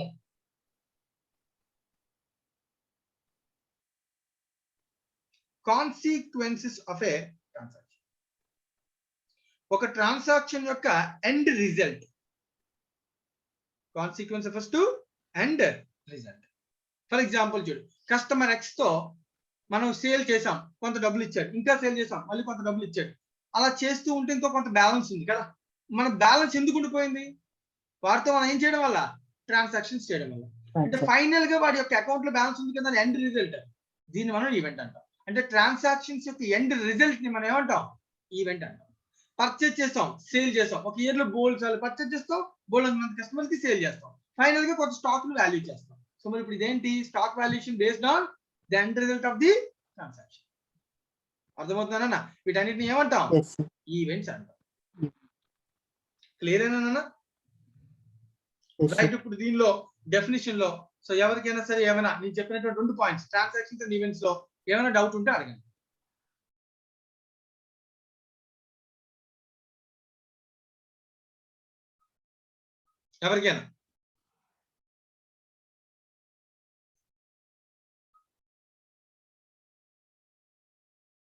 ఎవరికైనా ఏదైనా డౌట్? కార్తిక్ అర్థమైందన్నా transaction and event meaning? Karthik చెప్పు. అయితే మరి డిప్రిసియేషన్ క్యాలిక్యులేట్ చేస్తామా అసెట్ మీద? చేస్తామా చేయమా? ఆ డిప్రిసియేషన్ అనేది ఏంటి? Event. Because it happened due to purchase of the asset కదన్నా, యూజ్ ఆఫ్ ది అసెట్. ఒక అసెట్ ని పర్చేజ్ చేయడం అంటే ఒక ట్రాన్సాక్షన్ వల్ల నేను డిప్రిసియేషన్ క్యాలిక్యులేట్ చేస్తున్నాను. So end result of the transaction is known as the consequence of the transaction is known as the event. ఓకేనా? రైట్ నా మ్యూట్ చేశాను. సో ఇప్పుడు అల్టిమేట్ గా అబ్జర్వ్ చేయాల్సిన విషయం ఏంటి? Ultimate definition. So definition of accounting ఏం చెప్తుంది? Accounting is an art of recording, classifying, summarising, analysing and interpretation. ఈ 5 పాయింట్స్ ని మనం చేయాలి. సో వీటిలో మనకి 3 సిఏ ఫౌండేషన్ లెవెల్లో ఉంటే ఒక 2 విషయాల గురించి సిఏ ఇంటర్ లెవెల్లో ఉంటాయి. సో అనాలిసిస్, ఇంటర్ప్రిటేషన్ గురించి తర్వాత తెలుసుకుంటే ముందు జర్నల్ చేయాలి, రికార్డ్ చేయాలి, క్లాసిఫై, లెడ్జర్ ని క్లాసిఫై చేయాలి, ఫైనల్ గా సమరైజ్ చేయాలి, సమరీ రిపోర్ట్స్ తయారు చేయాలి, that means financial statement prepare చేయాలి. ఇవి 3 కూడా వేటికి ప్రిపేర్ చేయాలంట? ఆ financial transactions. Non financial activities మనం కన్సిడర్ చేయకూడదంట. ఫినాన్షియల్ యాక్టివిటీ ట్రాన్సాక్షన్స్ మాత్రమే రికార్డ్ చేయాలంట, క్లాసిఫై చేయాలంట, సమరైజ్ చేయాలంట. ఆ ఫినాన్షియల్ కూడా ఏం వేటినంట? Transactions and events. So transaction refers to an exchange or agreement between the parties, and next event refers to the end result or consequences of the transaction will be recorded in the books of accounts. So దీన్ని మనం అంటామన్నా definition of accounting అంటాం. Right. So దీనిలో ఎవరికైనా ఏమైనా doubt ఉంటే అడగచ్చు, లేకపోతే మనం నెక్స్ట్ స్టేజ్ కి వెళ్దాం. రైట్. చాలా మంది దీనిలో ఆల్రెడీ ఎంఈసీ వాళ్ళే కాబట్టి, కొంతవరకు కామర్స్ బ్యాక్గ్రౌండ్ వాళ్ళు కాబట్టి ఇబ్బంది ఏమీ లేదు. సో కాన్సన్ట్రేట్ చేసి జాగ్రత్తగా వినండి. సో వాళ్ళు కాని వాళ్ళు ఎవరైనా ఉంటే కనుక సో మనం సపరేట్ గా డిస్కస్ చేద్దాం. నాట్ ఎన్ ఇష్యూ, కంగారు పడాల్సిన అవసరం ఏమీ లేదు. సో దీనిలో ఇప్పుడు మనం నేర్చుకున్నటువంటి డెఫినేషన్ అన్న ఇది old definition, old classical definition అంటున్నారు. ఒకప్పుడు అకౌంటింగ్ డెఫినేషన్. అయితే న్యూ డెఫినేషన్ లో ఇంకొక పాయింట్ యాడ్ అయింది. డెఫినేషన్ అకౌంటింగ్ కి ఇంకొక పాయింట్ అడిషన్, అంటే రికార్డింగ్, క్లాసిఫైయింగ్, సమరైజింగ్ కాకుండా, అంటే లైక్ ఇంటర్ప్రిటేషన్, అనాలిసిస్ కాకుండా అడిషనల్ థింగ్ యాడ్ అయింది. That is called new definition of accounting. దాని గురించి మనం ఇప్పుడు నేర్చుకుంటాం.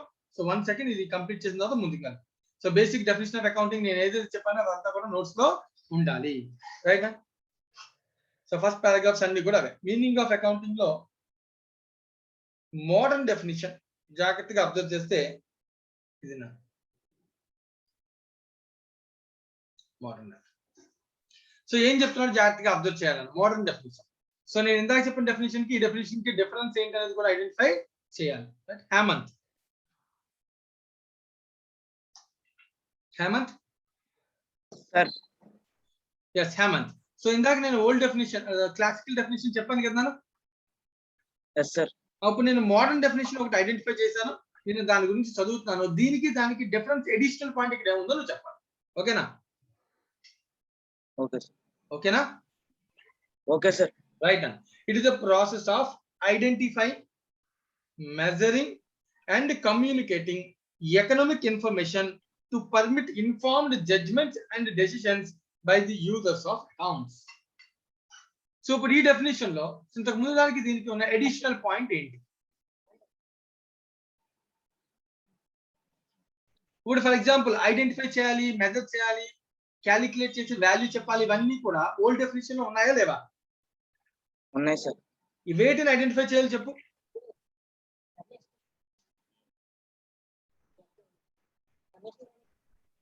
రికార్డ్ చేసింది. వేటిని ఐడెంటిఫై చేయాలి? Transactions and events. Old definition లో వేటిని రికార్డు క్లాసిఫై చేయాలని చెప్పాం. Transactions and events. వాటిని ఐడెంటిఫై చేయాలి. ఓకేనా? నెక్స్ట్ మెజర్ చేయాలి. మెజరింగ్ అంటే న్యూ డెఫినేషన్ లో మెజరింగ్ అంటే ఏమై ఉండొచ్చు? ఓల్డ్ డెఫినేషన్ ప్రకారం recording, classifying, summarising, analysing, interpretation ఉన్నాయి కదా నాన్న. వీటన్నిటిని కలిపి ఏమంటాం మనం ఇప్పుడు? మెజర్మెంట్ అంటే వాల్యూ చేసి దాన్ని అన్నింటిలో ఏం చేయాలి? రికార్డ్ చేయాలి. ఓకేనా? ఓకే. కానీ ఇది కాకుండా ఇక్కడ అడిషనల్ పాయింట్ ఏముందో అబ్జర్వ్ చేస్తే అడిషనల్ పాయింట్ ఇదే ఉంది, కమ్యూనికేటింగ్. ఈ పాయింట్ నీకు ఎక్కడ ఉంది అసలు డెఫినేషన్ లో? ఓల్డ్ డెఫినేషన్ లో లేదు. లేదు. అంటే ఇంతకు ముందు వరకు అకౌంట్స్ అంటే మనం ప్రిపేర్ చేసుకోవడం వరకే. కానీ మోడర్న్ డేస్ లో అకౌంట్స్ అంటే మనం ప్రిపేర్ చేయడంతో పాటుగా వాటిని ఏం చేయాలంటే వాటిని కమ్యూనికేట్ చేయాలి. మనం ఓకేనా? అకౌంట్స్ అంటే ఫినాన్షియల్ స్టేట్మెంట్స్ ప్రిపేర్ చేసి మన ఇంట్లో దాచుకోవడం కాదు, లేదా మన ఆఫీస్ లో పెట్టుకోవడం కాదు. వాటిని ఏం చేయాలి? కమ్యూనికేట్. రైట్ అన్న? కమ్యూనికేట్ చేయాలి. ఇంకొక వర్డ్ చెప్తున్నా చూడు, ఎకనామిక్ ఇన్ఫర్మేషన్. అంటే ఏంటంటే ఎకనామిక్ అంటే వరల్డ్ డెఫినేషన్ ప్రకారం ఫినాన్షియల్ ట్రాన్సాక్షన్స్ అంటే మనీ టర్మ్స్ ఎక్స్పెక్ట్ చేసే వాటిని మన ఎకనామిక్ ఇన్ఫర్మేషన్ అంటాం. సో ఇప్పుడు ఓల్డ్ డెఫినేషన్ న్యూ డెఫినేషన్ కి టెర్మినాలజీ మార్చేది తప్ప అల్టిమేట్ మీనింగ్ ఏంటి? Same. So identifying, measuring, communicating economic information to permit informed judgements and decisions by users of accounts. So ఈ కమ్యూనికేషన్ అంతా కూడా ఎవరికి చేయాలంట? యూజర్స్ కంట. దేనికంట? వాళ్ళు డెసిషన్ తీసుకుంటారంట. ఫర్ ఎగ్జాంపుల్, నేను ప్రిపేర్ చేసిన ఫైనాన్షియల్ స్టేట్మెంట్స్ గవర్నమెంట్ కి ఇవ్వాలని అనుకున్నాను, ఇవ్వాలని చెప్పారు వన్ ఆఫ్ ది యూజర్. ఎందుకు అనుకో, for example one of the user government అనుకో, వాటికి నేను ఎందుకు ఇవ్వాలి? నా ఫైనాన్షియల్ స్టేట్మెంట్స్ కష్టపడి నేను రికార్డు, క్లాసిఫై, సమ్మరైజ్ చేసి ప్రిపేర్ చేసుకున్నాను. నా trading P&L balance sheet prepare చేశాను. నా ప్రాఫిట్ కనుక్కున్నాను, నా బ్యాలెన్స్ షీట్ లో అసెట్స్ అండ్ లయబిలిటీ పొజిషన్ నేను తెలుసుకున్నాను. నా ఆర్గనైజేషన్ నేను కాబట్టి నేను తెలుసుకున్నాను. ఇది గవర్నమెంట్ కి ఎందుకు చెప్పాలి? One of the user is government. ఎందుకు చెప్పాలి? నేను ఎందుకు చెప్పాలంటే నేను సంపాదించిన ప్రాఫిట్ మీద నేను ట్యాక్స్ కట్టాలా లేదా? మరి కట్టాలంటే ఇన్ఫర్మేషన్ ఎవరికి ఇవ్వాలి? గవర్నమెంట్ కి ఇవ్వాలి. గవర్నమెంట్ వచ్చి నేను అడుగుతుంది, నువ్వు ఫైనాన్షియల్ స్టేట్మెంట్ ప్రిపేర్ చేసావా? నాకు నీ బుక్స్ ఆఫ్ అకౌంట్స్ ఇవి, నువ్వు సంపాదించిన ప్రాఫిట్ ఎంతో చెప్పు, నీ ప్రాఫిట్ మీద నువ్వేం కట్టాలి? ట్యాక్స్ కట్టాలి. Because I am the user. అర్థమవుతుందా? సో ఇలా ప్రతి ఒక్కరు ఆలోచిస్తారు. ఆర్గనైజేషన్ లో ఎంప్లాయీస్ కూడా మన స్టేట్మెంట్స్ అడుగుతారు. ఎంప్లాయీస్ ఎందుకు తెలుసుకుంటారు? ఆర్గనైజేషన్ లో ఉన్న ఎంప్లాయీస్ కూడా యూజర్సే. వాళ్ళకి ఎందుకు ఇవ్వాలి మన ఫైనాన్షియల్ స్టేట్మెంట్స్?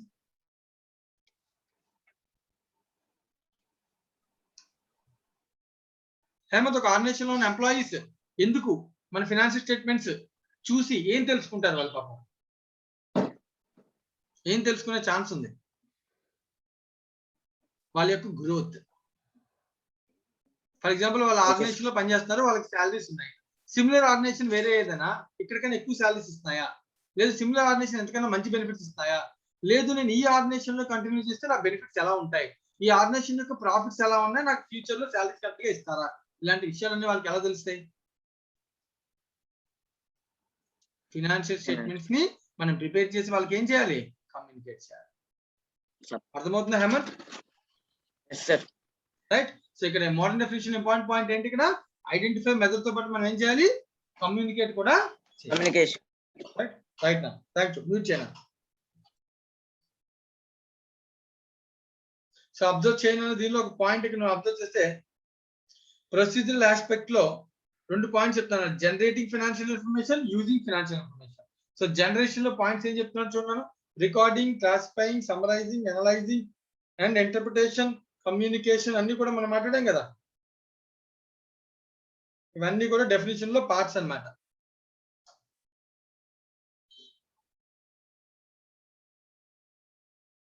ఇక్కడ ఇంకో నెక్స్ట్ పాయింట్, అసలు నేను అకౌంటింగ్ ఎందుకు చేయాలి, what are the objectives of accounting, accounting ఎందుకు చేయాలి, ఎందుకు చేయాలంటే అకౌంటింగ్ చేయకపోతే నా ట్రాన్సాక్షన్స్ సీక్వెన్స్ లో ఉండవు, అసలు ఎవరికి బ్యాలెన్స్ పేమెంట్ చేయాలి, ఎవరికి ఇవ్వకూడదు, నా దగ్గరికి వచ్చే కస్టమర్ వచ్చాడు పరంగా ఒకసారి, వాడు నన్ను అడిగాడు సార్ నా బ్యాలెన్స్ ఎంత ఉందో చెప్పండి నేను మీకు పేమెంట్ చేస్తాను అని, నేను అకౌంటింగ్ చేయకపోతే చెప్పగలనా, చాలా కష్టం.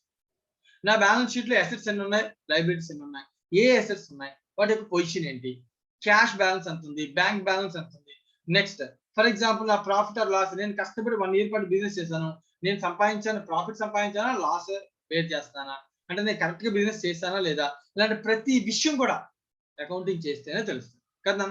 అదే విషయం ఇక్కడ చెప్తున్నాడు ఆబ్జెక్టివ్స్ లో. First one systematic recording, proper గా రికార్డ్ చేసుకోవడానికి. 2 ascertainment of results, results means profit or loss, result means profit or loss. So profit or loss of the transaction business ఎలా కనుక్కుంటాం, by preparing the trading and P&L account. Next ascertaining the financial position, financial position అంటే balance sheet, what are the assets, what are the liabilities, right. Next information నేను ఎవరికి ఇవ్వాలి, users కి ఇవ్వాలి, ఎందుకని they will take the decision, government కి చెప్పాలి, loan ఇచ్చిన వాళ్ళకి చెప్పాలి. సో ఫర్ ఎగ్జాంపుల్ నా బ్యాంక్ లోన్, ఒక బ్యాంకర్ నా ఆర్గనైజేషన్ కి ఒక 10 లక్షలు లోన్ ఇచ్చాడు నన్ను, వాడికి నా ఫినాన్షియల్ స్టేట్మెంట్స్ చెప్పాలా లేదా, ఎస్ డెఫినెట్ గా చెప్పాలి. ఎందుకని, సో వాడేం ఆలోచిస్తాడు, సో నీ దగ్గర ప్రాఫిట్ ఉందా లేదా, నీ దగ్గర క్యాష్ ఉందా లేదా, నువ్వు నా యొక్క లోన్ రీపేమెంట్ ఇంట్రెస్ట్ ని చేయగలుగుతున్నావా లేదా. మరి ఇన్ఫర్మేషన్ అంతా వాడికి ఇవ్వాలంటే మన ఫినాన్స్ స్టేట్మెంట్స్ ఏం చేయాలి, ప్రిపేర్ చేసి కమ్యూనికేట్ చేయాలి. So one of the person user is lender, banker, అప్పు ఇచ్చిన వాడు ఎవరినైనా లెండర్ ఈజ్ ఆల్సో యూజర్. నా ఫస్ట్ చాప్టర్ ఓవరాల్ వ్యూ ఉంటుంది. సో ఇన్ డీటెయిల్డ్ ఒక్కొక్క పాయింట్ గురించి మనం ఒక్కొక్క చాప్టర్ లో తర్వాత నేర్చుకుంటాం. Next solvency position, so normal thing, solvency position కింద చెప్పా. సో నా దగ్గర ఉన్నటువంటి లిక్విడ్ అసెట్స్ ఏవైతే ఉన్నాయో లైక్ క్యాష్, బ్యాంక్ బ్యాలెన్స్, వీటితో నేను ఏవైనా లైబిలిటీస్ ని పేమెంట్ చేయగలను, అంటే అసెట్స్ తో లైబిలిటీస్ ని పేమెంట్ చేయగలిగే పొజిషన్ నాకు ఉందా లేదా అని చెప్పడానికి మనం ఏమంటాం, సాల్వెన్సీ అని అంటాం. సాల్వెంట్, ఒక పర్సన్ సాల్వెంట్ ఎప్పుడున్నా వాడి దగ్గర ఉన్న అసెట్స్ తో వాడి దగ్గర ఉన్న లైబిలిటీస్ ని పే చేయగలిగితే హీ సాల్వెంట్. ఒకవేళ అప్పులు పే చేయలేకపోతే హీస్ కాల్డ్ ఇన్సాల్వెంట్ కదా నాన్న.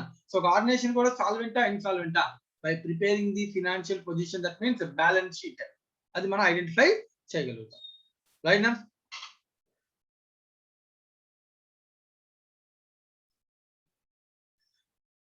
ఇక్కడ 2 విషయాలు, ఇక 2 టర్మ్స్ కొంచెం ఇంటర్లింకింగ్ గా వాడేస్తుంటాం, ఇంటర్చేంజబుల్ గా వాడేస్తాం, అంటే యాక్చువల్ గా వాడకూడదు.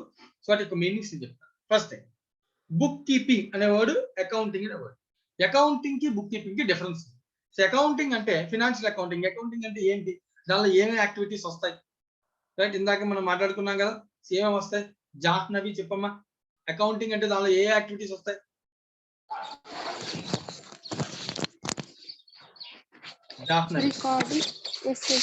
గట్టిగా చెప్పమ్మా, యాక్టివిటీస్ ఏమేమి వస్తాయని Jahnavi. Recording, classifying, summarising, analysing and interpretation. ఇవన్నీ చేస్తేనే కదా accounting. yes sir. Book keeping అనే వర్డ్ లో ఏమున్నాయి చెప్పగలరా, వర్డ్ లోనే తెలిసిపోతుంది ఏంటి, బుక్ పెట్టుకుని రాసిస్తారు. బుక్ పెట్టి రాసేవేంటి నాన్న, బుక్స్ లో రాసేవేంటి నాన్న, నాకు ఇంత పర్చేస్ అయ్యింది, నాకు ఇంత సేల్ అయ్యింది, వాటిని ఏమంటాం అంటే మనం ఇందాక నువ్వు చెప్పినటువంటి అకౌంటింగ్ లో జర్నల్, లెడ్జర్. ఈ రెండే కదా books. Yes sir. So book keeping అంటే journal ledger, Ledger. Transactions record చేసి క్లాసిఫై చేయడం, ఎస్ సార్. దాన్ని బుక్ కీపింగ్. బట్ అకౌంటింగ్ అంటే అంతకు మించి కదా. Yes sir. Yes sir. So ఈ రెండు సేమ్ టర్మ్సా? కాదు sir. So book keeping is a part of accounting అనొచ్చా? Yes sir. ఎస్, ఎందుకంటే ఈ రెండు అకౌంటింగ్ లో కూడా Yes. ఉంటాయి కదా. Yes sir. బట్ అకౌంటింగ్ మొత్తం అంతా బుక్ కీపింగ్ లో ఉంటుందా? ఉండదు సార్. ఉండదు నా, రైట్. సో మీనింగ్ అర్థమవుతుందా? Yes sir. అదే విషయం నేను ఇక్కడ చెప్తున్నాను. So book keeping is a small part. So accounting లో బుక్ కీపింగ్ కూడా ఒక పార్ట్ కింద ఉంటుంది. అకౌంటెన్సీ అంటే మీన్స్ ఓవరాల్ ఇంటర్ప్రిటేషన్ అనాలిసిస్ అన్నిటి గురించి మాట్లాడుతూనే ఉంటాం అకౌంటెన్సీ. అకౌంటింగ్. Yes sir. ఏదన్నా right. So next chapter sub fields of accounting. Mute చేసేనా?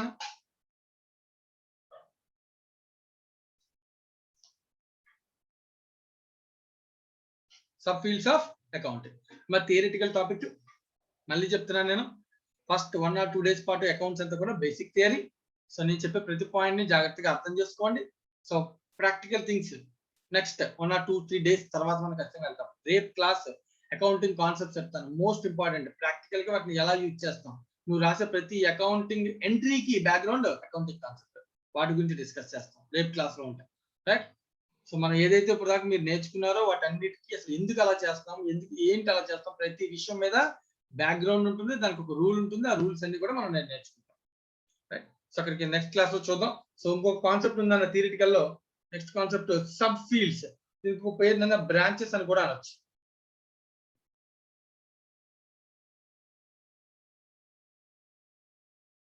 Sub fields or branches of accounting. Accounting అంటే మనం దాకా నేర్చుకున్న accounting art of recording, class time, summarising, analysing, interpretation, communication. Modern definition లో ఏమంటే extra word communication. ఇవన్నీ కూడా ఏ accounting? Financial transaction కాబట్టి దాని పేరు ఏంటంటే ఫినాన్షియల్.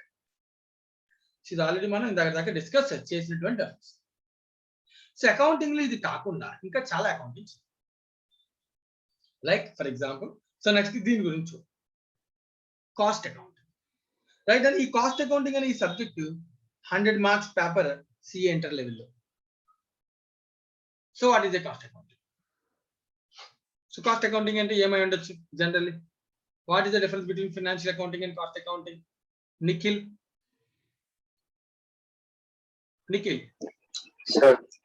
కాస్ట్ అకౌంటింగ్ అంటే ఏమయ్యే ఛాన్స్ ఉందా?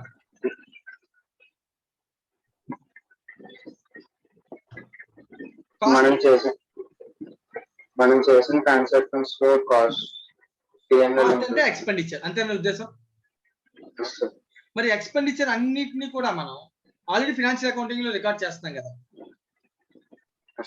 మరి మళ్ళీ కాస్ట్ అకౌంటింగ్ ఎందుకు? సో కాస్ట్ అకౌంటింగ్ అనేది కూడా పెద్ద సబ్జెక్ట్, డిఫరెంట్ సబ్జెక్ట్. సో దీనిలో ఫర్ ఎగ్జాంపుల్ నేను ఒక పెన్ మ్యానుఫ్యాక్చర్ అనుకో.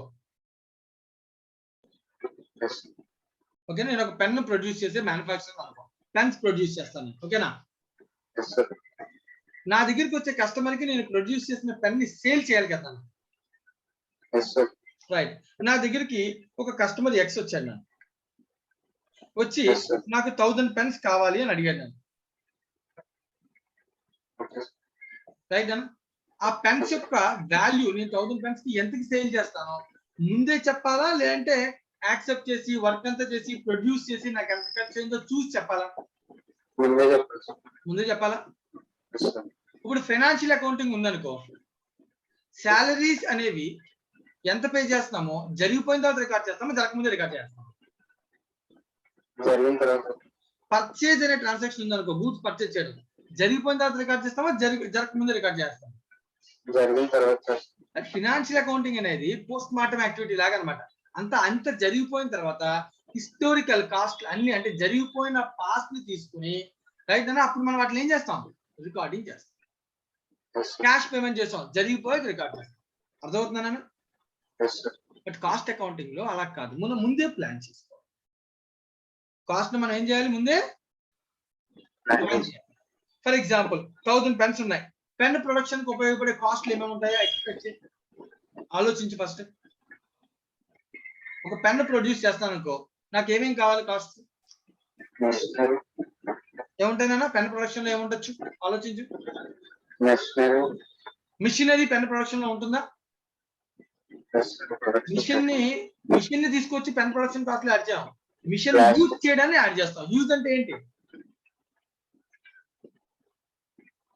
డిప్రిసియేషన్. మిషన్ యొక్క depreciation is a part of cost of pen. అవునా కదా? రైట్. నెక్స్ట్ ఇంకా ప్లాస్టిక్ వెరీ గుడ్. ప్లాస్టిక్ ను ఉపయోగిస్తాం కదా. నెక్స్ట్ ఇంకా ఇంక్, ఇంకా లేబర్. పెన్ ప్రొడ్యూస్ చేయడానికి లేబర్ కూడా వర్క్ చేయాలి కదా.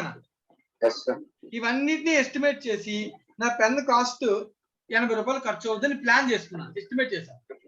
కాస్ట్ మాత్రమే కస్టమర్ అడుగుతామా లేదా నాకు దాని మీద ప్రాఫిట్ కూడా కావాలి? ఒక 20 రూపీస్ నాకు ప్రాఫిట్ కూడా కావాలనుకుని అల్టిమేట్ గా నేను పెన్ ఎంత అమ్ముదామని డిసైడ్ చేశాను. సో నా దగ్గర కస్టమర్ రాగానే వాడు చెప్తాను అనమాట, నా దగ్గర ఒక్కొక్క పెన్ కాస్ట్ 100, నువ్వు 1000 పెన్స్ అడిగావు అంటే నువ్వు నాకు ఏం పే చేయాలి? 10 lakhs. 1 lakh. Right, 1 lakh. ఓకేనా అమ్మ? వింటున్నావా నాన్న? అప్పుడు ఈ 1 lakh అమౌంట్ ని నేను కస్టమర్ కి చెప్పాను అనుకున్నాను, వాడు మన దగ్గర కొంటాడా కొనడా? ఇది క్వశ్చన్. కొంటాడా కొండా? చెప్పాలన్న కొంచెం గట్టిగా. అది ఎలా, ఏంటి, దేని మీద డిపెండ్ అయి ఉంటుంది? ఆ డిపెండెన్స్ ఏంటో చెప్పు. వాడి ఇన్వెస్ట్మెంట్ 1,00,000 రూపాయలు ఉన్నాయి, కొనేస్తాడా? వాడు తీసుకెళ్ళి వాడితే డబ్బులు అయితే ఉన్నాయి, కొనేస్తాడా? వాడు అదే ఆలోచించండి అన్న, నువ్వు చెప్పినటువంటి సెల్లింగ్ ప్రైస్ కరెక్టా కదా అని కదా ఆలోచిస్తాడు. నువ్వు 100 రూపీస్ చెప్పావు, సిమిలర్ పెన్ నేను కాకుండా ఇంకొక పర్సన్ 90 రూపీస్ కే సేల్ చేస్తున్నాడు అనుకో, అప్పుడు వాడు ఏం చేస్తాడు? అక్కడికి వెళ్ళి తీసుకుంటాడు కదా. అంతే, మన దగ్గర కొంటాడా? అంటే నేను ఇప్పుడు కాస్ట్ ని ప్లాన్ చేసినప్పుడే నేను కరెక్ట్ గా ఎస్టిమేట్ చేయలేదు అనుకో, కస్టమర్ మన దగ్గర నుంచి ఏమవుతాడు? వెళ్ళిపోయే ఛాన్స్ ఉంటుంది. అంటే ఈ కాస్ట్ ఎస్టిమేషన్ అనేది ప్రాపర్ గా జరగాలంటే సో దానికి ఒక డిపార్ట్మెంట్ సపరేట్ గా ఉండి దాని గురించి ఆలోచించి ప్లానింగ్ అనేది చేయాలి. సో దాన్నే మనం అంటాం కాస్ట్ అకౌంటింగ్ సిస్టమ్ అని అంటాం. ఓకేనా? ఇప్పుడు నేను ఎందాక చెప్పిన 80 రూపీస్ ఉంది కదా, ఇదంతా అన్ని రకాల ఎక్స్పెన్సెస్ ఎస్టిమేట్ చేయడమే కదా. ఎస్టిమేషన్ కరెక్ట్ గా జరగాలి. ఇది రాంగ్ అయితే ఆటోమేటిక్ సెల్లింగ్ ప్రైస్ ఏమవుద్ది? రాంగ్ అయిపోద్ది. అప్పుడు కస్టమర్ మన దగ్గర నుంచి ఏమవుతాడు? బయటికి వెళ్ళిపోతాడు. అంటే ఆర్గనైజేషన్ యొక్క ప్రాఫిట్ లాస్, కస్టమర్ యొక్క గుడ్ విల్ లాస్. అర్థమవుతుందా? సో జరగబోయే దాన్ని, జరిగిన దాన్ని ఆలోచించి ప్లాన్ చేసి కాస్ట్ ఎస్టిమేట్ చేసి సెల్లింగ్ ప్రైస్ డిటర్మైన్ చేసి ఈ విధానాన్ని మనం అంటాం కాస్ట్ అకౌంటింగ్ సిస్టమ్ అని అంటాం. సింపుల్ గా జరిగిపోయిన తర్వాత తీసుకొచ్చి బుక్స్ లో రికార్డ్ చేసుకోవడానికి ఏమంటాం? ఫినాన్షియల్ అకౌంటింగ్ అంటాం. మీనింగ్ అర్థమవుతుందా? రైట్. అబ్జర్వ్ చేసి చూడు, ఫినాన్షియల్ అకౌంటింగ్ ఇక్కడ ఇంపార్టెంట్ లైన్ చూడు, it is historical in nature. It records the transactions which had already been occurred. జరిగిపోయిన దాన్ని తీసుకొచ్చి బుక్స్ లో రికార్డ్ చేస్తే దాన్ని ఏమంటాం? ఫినాన్షియల్ అకౌంటింగ్ అంటాం. జరిగిపోయిన దాన్ని అలాగే జరగబోయే దాన్ని ప్లాన్ చేసి ఎస్టిమేట్ చేసి కాస్ట్ కనుక్కొని సెల్లింగ్ ప్రైస్ డిటర్మైన్ చేసి కస్టమర్ ని అట్రాక్ట్ చేయడాన్ని ఏమంటాం? కాస్ట్ అకౌంటింగ్ సిస్టమ్ అని అంటాం. అర్థమవుతుందా నాన్న? Right. Next. Thank you very much నాన్న, మ్యూట్ చేశాను. సో 2 సిస్టమ్స్ గురించి మనం మాట్లాడాం. ఒకటి ఫినాన్షియల్ అకౌంటింగ్, రెండోది cost accounting system. Financial accounting ప్రకారం బుక్స్ మీరుగా ప్రిపేర్ చేస్తాం. కాస్ట్ అకౌంటింగ్ సిస్టమ్ ప్రకారం మళ్ళీ మనం ఏం చేస్తామన్నా బుక్స్ ని సపరేట్ గా ప్రిపేర్ చేస్తాం. Next person Deepika. మరి దీపిక వాయిస్ వినబడుతుందన్నా?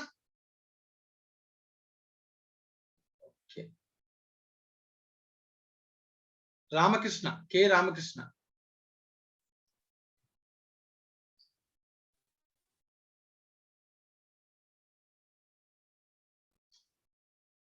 రామకృష్ణ నీ వాయిస్ రావట్లేదు.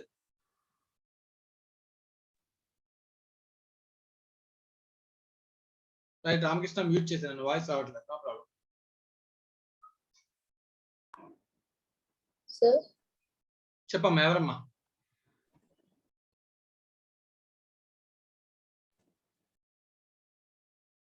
దీపికనా? దీపిక, నా వాయిస్ వస్తుందమ్మా నీకు?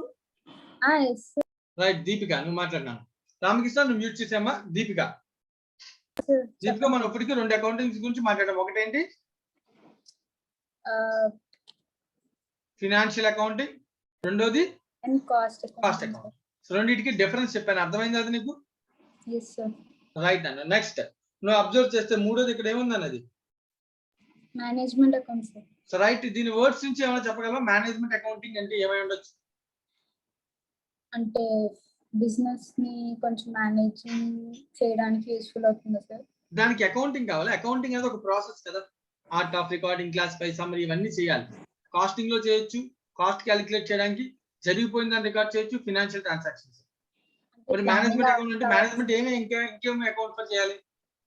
అంటే ప్లానింగ్ అవన్నీ కావాలి కదా సార్. ప్లానింగ్ అనేది కావాలి. అది అకౌంటింగ్ రైట్. సో ఫస్ట్ మన మైండ్ లో వర్డ్ చూడగానే జరిగే మిస్టేక్ అదే. So management accounting is not an accounting, అది అకౌంటింగ్ కాదు. మరి ఏంటది? Is a reporting. It's a reporting process. ఓకేనా? జాగ్రత్తగా నేను చెప్తున్నాను. It is concerned with internal reporting to the managers of the business. Right, reporting hierarchy. So management accounting అంటే ఏంటి? Reporting hierarchy. సో ఒక ఆర్గనైజేషన్ లో ఒక హైరార్కీ అనేది ఎలా ఉండొచ్చు ఏమైనా చెప్పగలవా? ఒక కంపెనీ తీసుకున్నాం అనుకో, టాప్ పొజిషన్ లో ఎవరు ఉంటారు నన్ను?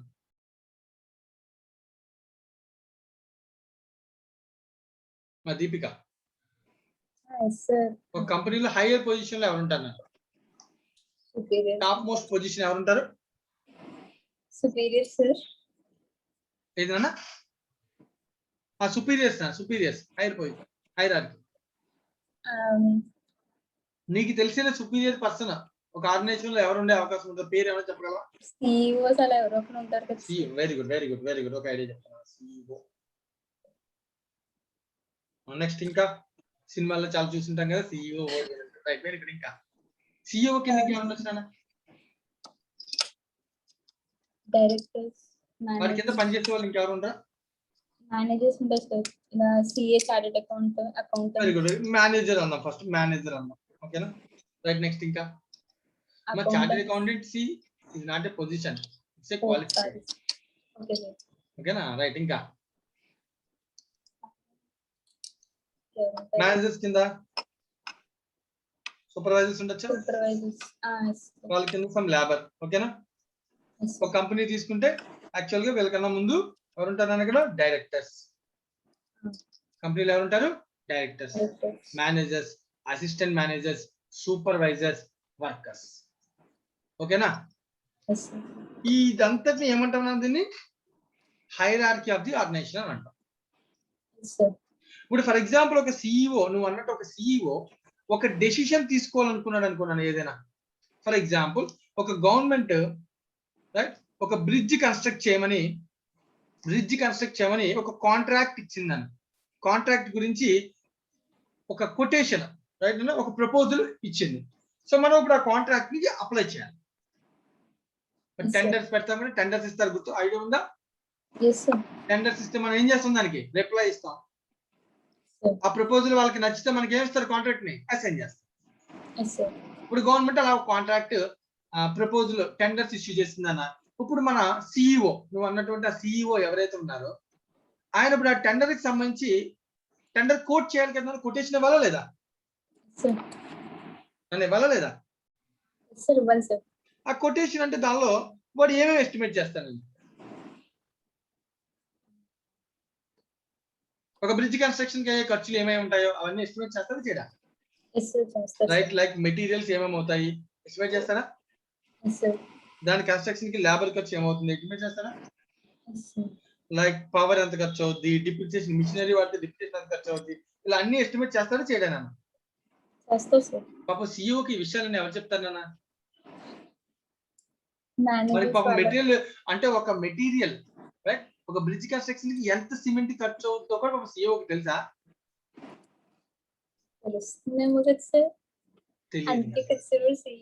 లేదన్న. సిఇఓ అంటే ఆ ప్రపంచంలో ప్రతి విషయాన్ని తెలిసిన వాడు సిఇఓ అని అనుకుంటున్నాడు. వాడు management person. He will get the information from the hierarchy. Right అన్న? వాడు అడుగుతాడు ఈ కాంట్రాక్ట్ కోసం మనకి ఎంత ఖర్చు అవుతాయో ప్లాన్ చేసి చెప్పండి మేనేజర్లు అడుగుతారు.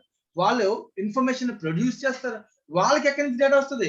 సూపర్వైజర్ అడుగుతున్నాడు లేబర్ మనం ఎన్ని గంటలు పని చేస్తే ఇంత ప్రొడక్షన్ చేయగలం, ఇంత యాక్టివిటీ చేయగలం, ఎన్ని రోజుల్లో కంప్లీట్ చేయగలం, ఏమేమి ఖర్చులు అవుతాయి. సో ప్రొడక్షన్ డిపార్ట్మెంట్ గురించి ప్రొడక్షన్ డిపార్ట్మెంట్ అడుగుతారు, ప్రొడక్షన్ ఎలా జరుగుద్ది, ఎలా చేయాలి యాక్టివిటీ అని. వీళ్ళందరూ ఇన్ఫర్మేషన్ ఇస్తే ఈ ఇన్ఫర్మేషన్ వీడు ఏం చేస్తానన్న కన్సాలిడేట్ చేసి కొటేషన్ ప్రిపేర్ చేస్తారు. అర్థమవుతుందా? Yes sir. ఈ స్ట్రక్చర్ ని, ఈ రిపోర్టింగ్ ని, డెసిషన్ తీసుకునే ఈ విధానాన్ని, కాస్ట్ ని కంట్రోల్ చేసే ఈ సిచ్యువేషన్, ఈ ప్రాసెస్ అంతటిని మనం ఏమనాలి? మేనేజ్మెంట్ అకౌంటింగ్ అనాలి. ఓకేనా? Yes sir. So cost accounting is a part of management. So మన కాస్టింగ్ ఇప్పుడు మేనేజ్మెంట్ అకౌంటింగ్ చేయాలంటే కాస్ట్ ని కూడా క్యాలిక్యులేట్ చేయాలి కదా. Yes sir. అంటే ఇట్ ఇస్ ఎ పార్ట్ అని, దీనిలో పార్ట్ ఇది కూడా, right? So first of all ఇది అకౌంటింగ్ అంటే ఒక్క అకౌంటింగ్ అని కాదు, ఇట్స్ రిపోర్టింగ్ ప్రాసెస్ అన్ని ఉంటాయి. ఇట్ ఈస్ కన్సర్న్ విత్ జాబ్టిక్ sentence, it is concern with internal reporting to the managers of a business unit to discharge the functions of planning, control, decision making. The management needs variety of information. అన్ని information ఎక్కడి నుంచి వస్తాయి? Lower category నుంచి data అనేది వాళ్ళు తీసుకుంటారు. ఓకేనా? Right. So దీన్ని మనం అంటాం మేనేజ్మెంట్ అకౌంటింగ్. రైట్. ఈ రెండు విషయాల గురించి మనం ఎక్కడ నేర్చుకుంటాం? CA enter. ఇది ఒక్కటే మనకి ఎక్కడ ఉంటుంది? Foundation level. ఓవరాల్ వ్యూ నీ మళ్ళీ చెప్తా. ఫస్ట్ చాప్టర్ ఇదే ఓవరాల్ వ్యూ. దీని ద్వారా నీకు తెలియాల్సిన విషయం అంటే సిఏ కోర్స్ లో ఏముంటుందో అన్ని విషయాలు దీనిలో ఉంటాయి. Next social responsibility accounting. రెండు విషయాలు ఉన్నాయి, రెండు కంప్లీట్ చేస్తే మనకి sub fields of accounting complete అయిపోతుంది. రైట్. నెక్స్ట్ వన్ ఈ social responsibility accounting. Lavanya.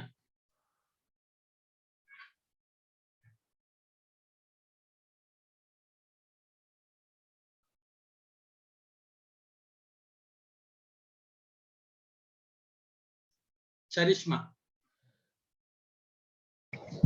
Sir. Right. So Charishma, social responsibility accounting. So words నుంచి మనం ఏమి అర్థం చేసుకోవచ్చు నాన్న? సోషల్ రెస్పాన్సిబిలిటీ అంటే చాలా సార్లు వినుంటావు కదా ఈ వర్డ్, రైట్? అవేర్నెస్ కల్పించడం సార్ పీపుల్ కి. Awareness organisation point of view చెప్పాలి. మనం అకౌంటింగ్ మాట్లాడుతున్నాం, అకౌంటింగ్ లో ఒక ఆర్గనైజేషన్ స్ట్రక్చర్ గురించి మాట్లాడుతున్నాం. ఒక ఆర్గనైజేషన్ కి సోషల్ రెస్పాన్సిబిలిటీ అంటే ఏంటి? సినిమాలు చూస్తాం కదా, చాలా సినిమాలు. ప్రొడక్ట్స్ అన్ని రీజనబుల్ ప్రైస్ లో అమ్మడం అలాంటి చేయాలి. సోషల్ రెస్పాన్సిబిలిటీ ఉంది జనరల్ బిజినెస్ స్ట్రాటజీ. తక్కువ రేటు ఎక్కువ రేటు మార్కెట్ ని క్యాప్చర్ చేయడం అంటే బిజినెస్ స్ట్రాటజీ. సోషల్ రెస్పాన్సిబిలిటీ అంటే సొసైటీకి నువ్వేమి ఇస్తావు. మీ ఆర్గనైజేషన్ వల్ల సొసైటీ ఎటువంటి నష్టం జరగకూడదు, దానికి అవసరమైతే నువ్వు ఎటువంటి బెనిఫిట్స్ అయినా ఇస్తామని ఆర్గనైజేషన్ చెప్తాను. జాగ్రత్తగా అబ్జర్వ్. ఇక్కడ ఏం చెప్తాను చూడు. It is last line. Social responsibility accounting is concern with accounting social cost and by the advise social benefits created. మీకు తెలుసుంటే ఒక చిన్న చిన్న హిల్ ఏరియాస్ లేదా రూరల్ ఏరియాస్ లో ఆర్గనైజేషన్ ఎవరైనా ఎస్టాబ్లిష్ చేశారనుకో, గవర్నమెంట్ వాళ్ళకి బెనిఫిట్స్ ఇస్తుందా కదా? ఇస్తుంది సార్. ఏం బెనిఫిట్స్ ఇస్తుంది నా జనరల్ గా? ఎలక్ట్రిసిటీ చార్జెస్ అయ్యి తక్కువ. Very good. ఎలక్ట్రిసిటీ చార్జెస్ తగ్గిస్తుంది. ఇంకా ట్యాక్సెస్ రిడక్షన్ కూడా చేస్తుందా లేదా? Yes sir. ఇవన్నీ కూడా ఎందుకు ఇస్తుంది? అంటే రూరల్ ఏరియా డెవలప్మెంట్ లో నువ్వు ఆర్గనైజేషన్ తీసుకెళ్లి ఎస్టాబ్లిష్ చేయడం కదా. అంటే ఆ ఆర్గనైజేషన్ అక్కడ ఎస్టాబ్లిష్ చేయడం ఆ రూరల్ ఏరియాలో చాలా మందికి ఎంప్లాయ్మెంట్ వస్తుంది, సోషల్ కాస్ట్, రైట్? వాళ్ళందరికీ బెనిఫిట్స్ క్రియేట్ అవుతాయి. అందుకనే నీకు ఆర్గనైజేషన్ కి గవర్నమెంట్ కూడా కొన్ని బెనిఫిట్స్ ని ఇస్తుంది, రైట్? ఈ సోషల్ కాస్ట్ ఏంటి, నాకు ఏమేమి ఖర్చులు అవుతున్నాయి అక్కడ పెట్టడానికి, నాకు ఎటువంటి బెనిఫిట్స్ దానివల్ల డెరైవ్ అవుతుందో వీటన్నిటిని కూడా రికార్డ్ చేసుకోవడానికి మనం ఏమంటాం?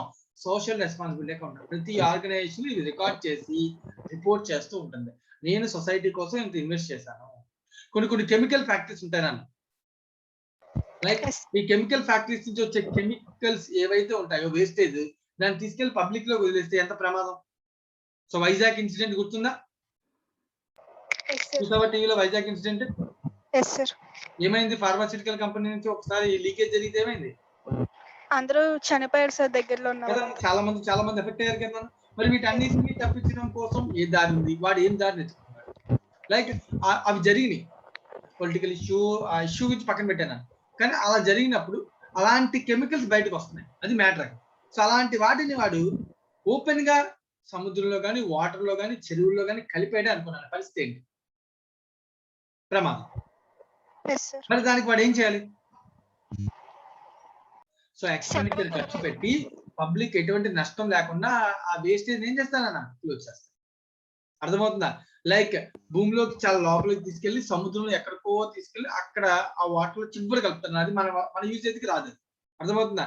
లేదు పొల్యూషన్ అనుకున్నా పైన హైయర్ లెవెల్ హైట్స్ వరకు నీకు చూడు, చాలా కెమికల్ ఇండస్ట్రీస్ ఫ్యాక్టరీస్ లో పైప్స్ ఉంటే చూడు, పొల్యూషన్ అంతా ఎక్కడికి వెళ్తుంది? పైకి తీసుకెళ్ళగలుగుతారు అన్న, మన దగ్గర దాకా అది రీచ్ అవ్వకుండా లేయర్ ని దాటి తీసుకెళ్తారు అన్నమాట చాలా వరకు. అర్థమవుతుందా? ఇలాంటివి అంటే అన్నిటికీ ఖర్చు పెడుతున్నారు కదా పాపం వాళ్ళు. Yes sir. ఇలా ఖర్చు పెట్టడం వల్ల వాళ్ళకి బెనిఫిట్స్ ఏమొస్తాయి మరి? సో ఖచ్చితంగా గవర్నమెంట్ వాటికి ఏం చేస్తున్నారు, వాళ్ళకి ఏ ఒక బెనిఫిట్ రూపంలో వాళ్ళు ఖచ్చితంగా ఇస్తారు. లైక్ నువ్వు చెప్పినట్టు పవర్ చార్జెస్ తగ్గించడము, లేదా ట్యాక్సెస్ లో కన్సెషన్స్ ఇవ్వడం, ఇవన్నీ కూడా ఏం చేస్తారు వాళ్ళు క్రియేట్ చేస్తారు. ఎందుకంటే వాళ్ళ ఖర్చులు ఎక్కువ ఉంటాయి కాబట్టి, అది పబ్లిక్ ఎటువంటి హానికరం జరగకుండా వాళ్ళు ఖర్చు పెట్టాలి కాబట్టి వాళ్ళకి కొన్ని బెనిఫిట్స్ కూడా ఏమవుతాయన్న క్రియేట్ చేస్తారు. వీటన్నిటిని అకౌంట్ ఫర్ చేయడానికి మనం ఏమంటాం? Social responsibility account. రైట్ నా?